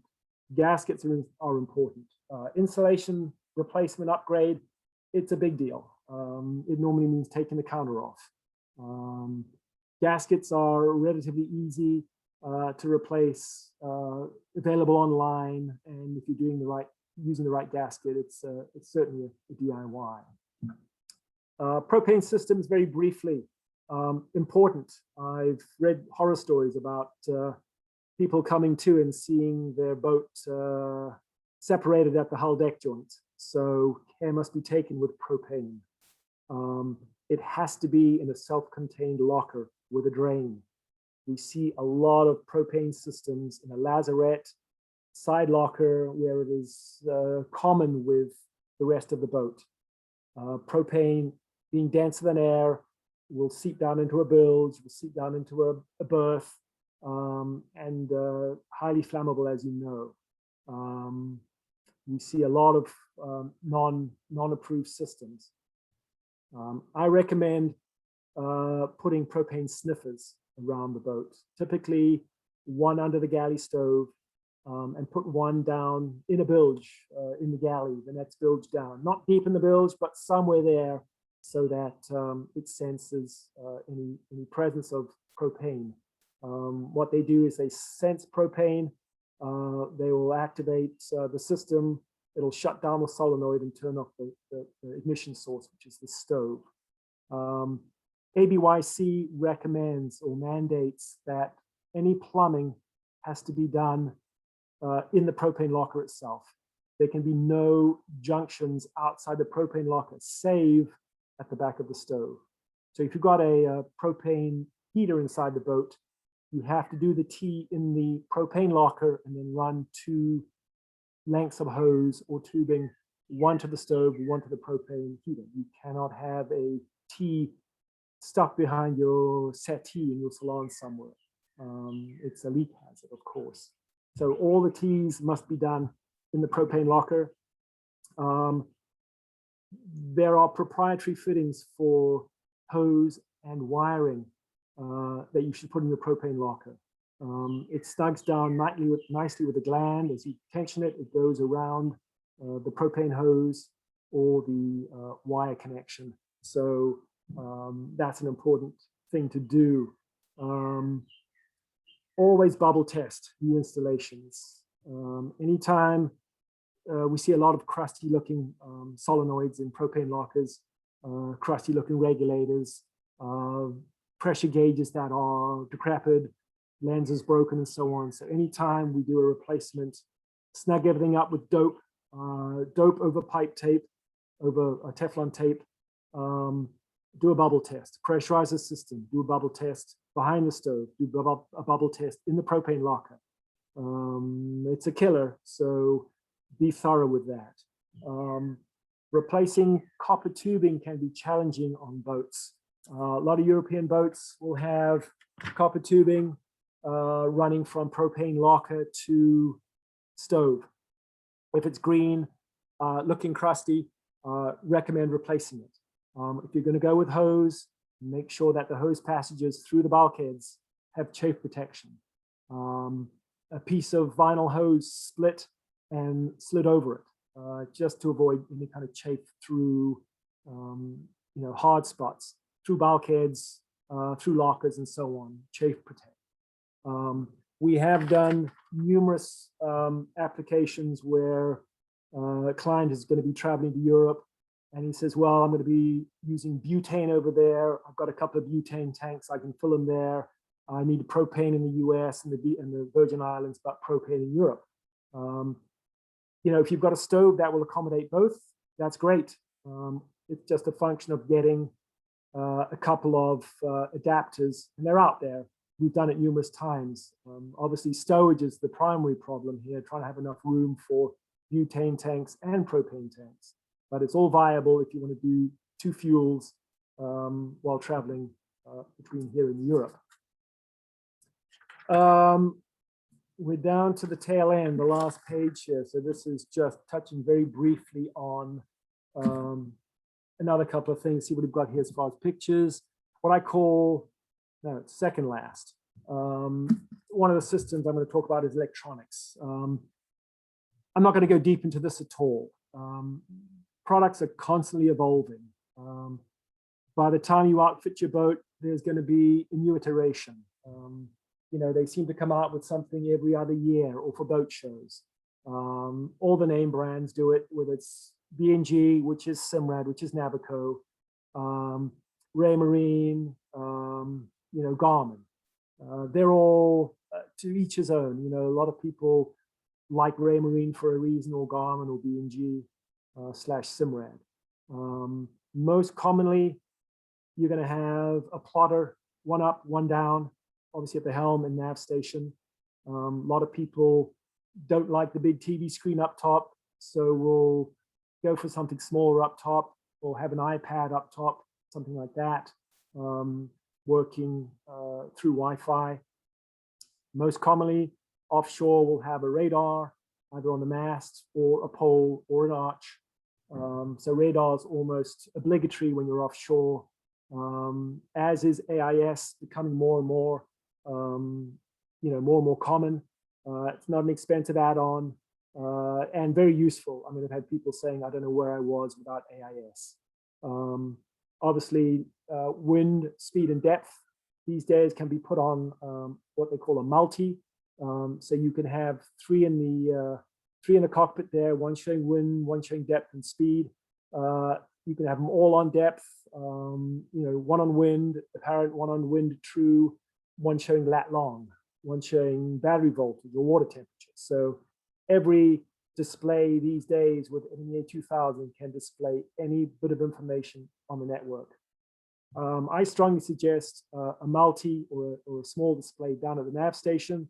Real nice to be down there if you're navigating or getting up, getting on watch or off watch, looking at depth, looking at wind speed. Nice to have a repeater down below. Autopilots, almost obligatory these days. Self-steerer, nice to have if you're doing extended cruising, but an autopilot, most people will have them. One thing to make sure of if you're buying a boat or thinking of buying a boat and going with autopilot, make sure that there's enough room on the rudder post for a tiller arm. It is not recommended to drive an autopilot or to have an autopilot drive the quadrant. If the quadrant fails, you've got nothing. If the quadrant fails and you've got an autopilot on a tiller arm, you can steer the boat with the autopilot. Likewise, if the autopilot fails or the tiller arm breaks, you've still got the quadrant, cable and chain. Make sure that there is a bit of vacant space on the rudder post for a tiller arm if you're adding an autopilot. As far as offshore communications, more and more commonly, people are going for satellite communications. I know a lot of the rallies recommend or insist on SSBs, and that's fine. SSBs are pretty common on boats and often installed just for that reason. But Iridium, they've got their product called the Iridium Go. That is a small portable device. It can typically snap into a little holder at a nav station. It has an external antenna with a built-in antenna on it. When you plug in the external antenna, you can actually use your cell phone through the system with all your contacts and so on. So it utilizes the external satellite antenna, but you can run it. You can use your iDevice or other phone, for communications, just like you would, except you're obviously paying premium rates for satellite. But there are, I think the rates have come down a lot, and you can pretty much, do things through your Iridium as well, as far as data goes and limited emails and so on. So that touches on electronics. As I say, you could dig a lot deeper into that, but things evolve, and I could go on for some time. Final part here, very briefly, is talking about off-grid, as I call it. When you're out there independent and you are trying to be independent, obviously all the things you can do to stay off-grid. Obviously solar is one of them. Solar panels. This happens to be a pretty small sailboat. Flexible solar panels on a Dodger canvas. Next picture shows a couple of solar panels on a Bimini. Oftentimes space is a constraint here. Oftentimes you'll have a viewing port slap bang in the middle above the helm. So you have to, split your solar panels port and starboard of that viewing port. Oftentimes you'll have a backstay that is through a zipper through the aft part of the Bimini canvas. So there you've got a split port and starboard solar panels. But they can be utilized, well. We like them on canvas if you can. Oftentimes they're put on arches. If they're put on an arch, a stainless arch, you can go with hard panels, larger panels. We typically do 2 or 3 sitting fore and aft. Oftentimes they're put on davits. Davits can be made with brackets. I'm talking about not the foldable type davits, but the fixed davits. You can put brackets on top and straddle the davits with more residential type aluminum framed solar panels, bigger wattage, and so on. We like to have solar panels set up individually for shading purposes. You put them in series, you obviously increase the voltage, but you shade one and the entire bank suffers. So each solar panel, we like to do them, and normally it's only 2 or 3. Each solar panel will have a charge controller of its own. There is a pair of charge controllers on a boat that's made by Victron. These are real nice in that they are connectable by Bluetooth. You can see the logo on there, to an iDevice or an Android. So you can actually look at your port and starboard solar panels on an iPhone or an Android device and see what the output is. You can tweak them when in your setup. You can set it up for battery type, charge parameters, and so on. So real nice, because you can actually, we can walk around the yard now and be in range of a boat we did an install on and say, oh, he's putting out X watts or X amps on his port. You can see what shading is, how that's affecting your solar panels, and so on. So solar is a great way to do it with a smart controller. Obviously, wind generators. I don't say imperative, but nice to have on an arch or on a pole. Only really effective in winds 15 knots and up. Great for the Virgin Islands, where you have pretty steady winds down there. Again, we try and minimize weight aloft. So some of the lighter ones have good output characteristics, but there are some favorites out there that are the heavier brands. But it's put that on the end of a pole, and you've got to be cognizant of weight aloft and making sure that they're supported adequately. Hydro generation, there's probably only one company we deal with. It's called Watt & See, and we've got a client who's got wind, solar, and hydrogen, and he says the hydrogen far outweighs the others, because there will be days where you have no wind. There'll be days where you have no sun, but if you're sailing, you're always generating. So he loves those for any passages, and relies on solar and wind to a lesser degree, because they're they have their shortcomings. And the last thing is it's really a system, but water makers are something that we've added on a lot of boats. And my recollection of the days of chartering and when I was working on charter boats and also chartering boats in the islands, you're constantly seeking out water and finding out where you can get water and where you can dump trash. So, a water maker is a really nice addition. We like to go bare bones on those. We don't like the smart ones where it's got the auto flush and the auto sample and the auto, everything. I grew up with the basics on water makers, where it's a manual pressure regulator. It's a sample tube into a cup with a salinity probe, or you just taste it until you're happy it's not salty. And it's the manual freshwater flush.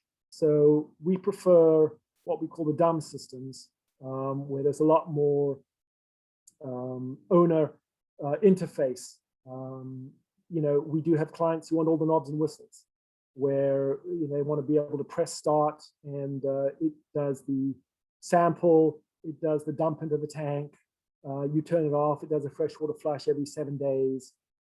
But my thought is, if you're cruising the boat, you're on board, you're able to do that, and there's a lot less printed circuit boards and a lot less that can go wrong.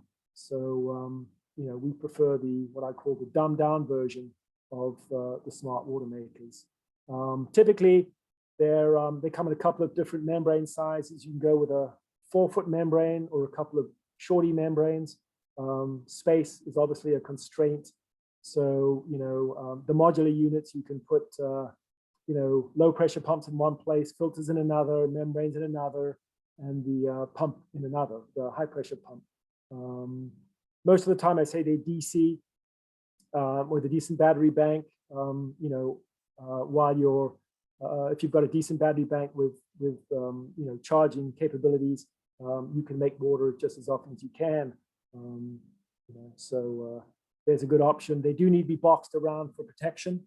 If they're in a lazarette or in the cabinet, cabinet's fine, but if they're in a lazarette or something where you're dumping in, fenders or lines or boat hooks, just make sure that you do enclose them or put a deflector on them so they are kept from being damaged. Okay, well, that's I'm afraid, or maybe it's a good thing, wraps it up. I think I covered a lot there, so I'm not sure if there's any questions out there. Barb, are you there? Yes, thank you so much, Mark. A lot of fantastic information. Okay. There have not been any questions, just a lot of comments on how great this presentation has been. Okay, that's great. And but if does anyone have any questions, it'd be a great time to write them in. It was a pretty fast presentation, so I see a few people that I glanced at said they'll be rewatching that. Apologies if it went if I spoke too quickly, but there's a lot to cover, and I think if you go back and rewatch, there may be, I do it all the time with anything on YouTube, presentations or whatever. I'm always rewinding and saying, what did he say? And picking up this and that. So there is some value to watching it again. But a lot of it is rather daunting. There are a lot of pictures of boats and bits and pieces and looking worse for wear. But I started in the deep end. I mean, I was thrown into the deep end, and you've got to start somewhere. And the more you become familiar with the boat, the better you're going to be at it. But you absolutely should be able to do a good amount of the basic maintenance yourself. I don't expect you to do recoring, but head maintenance, pump maintenance, basic electrical upgrades of lighting, repairing and troubleshooting nav lights or DC systems or stuff like that. That's all within the realm of boat owners. So it's a lot of daunting pictures there, but we get into some serious projects. But looking at some of those, you'll be able to go into boat buying with maybe a better view of it, or boat ownership with indication of what to look more closely at or what to keep an eye on. Heck, my tanks can go bad. Let me take a look at that. Or I'm getting a whiff of fuel. What is that? What could it be? That's what I'd recommend. Well, I don't see any questions, Mark. I know you covered a lot of information. Okay, and Barb. like you said, people are going to review that recording. So Yep. Always a good thing. Thank Okay, you so yes, much. great. All right, well, Bob, thanks for letting me do this presentation, and I appreciate people listening in. And any questions, we have a website. I mean, I'm open to any emails within reason. My website, I've got a link to my email address. Always willing to answer questions if they're out there, whether you're local or remote. Shoot them to me, and I'm willing to respond. All right. Well, thank you everyone for attending. Thank you again, Mark, and we will Barb, you're call it a welcome. day. All right. Thanks a Okay. lot. Take care. Good night. Bye-bye.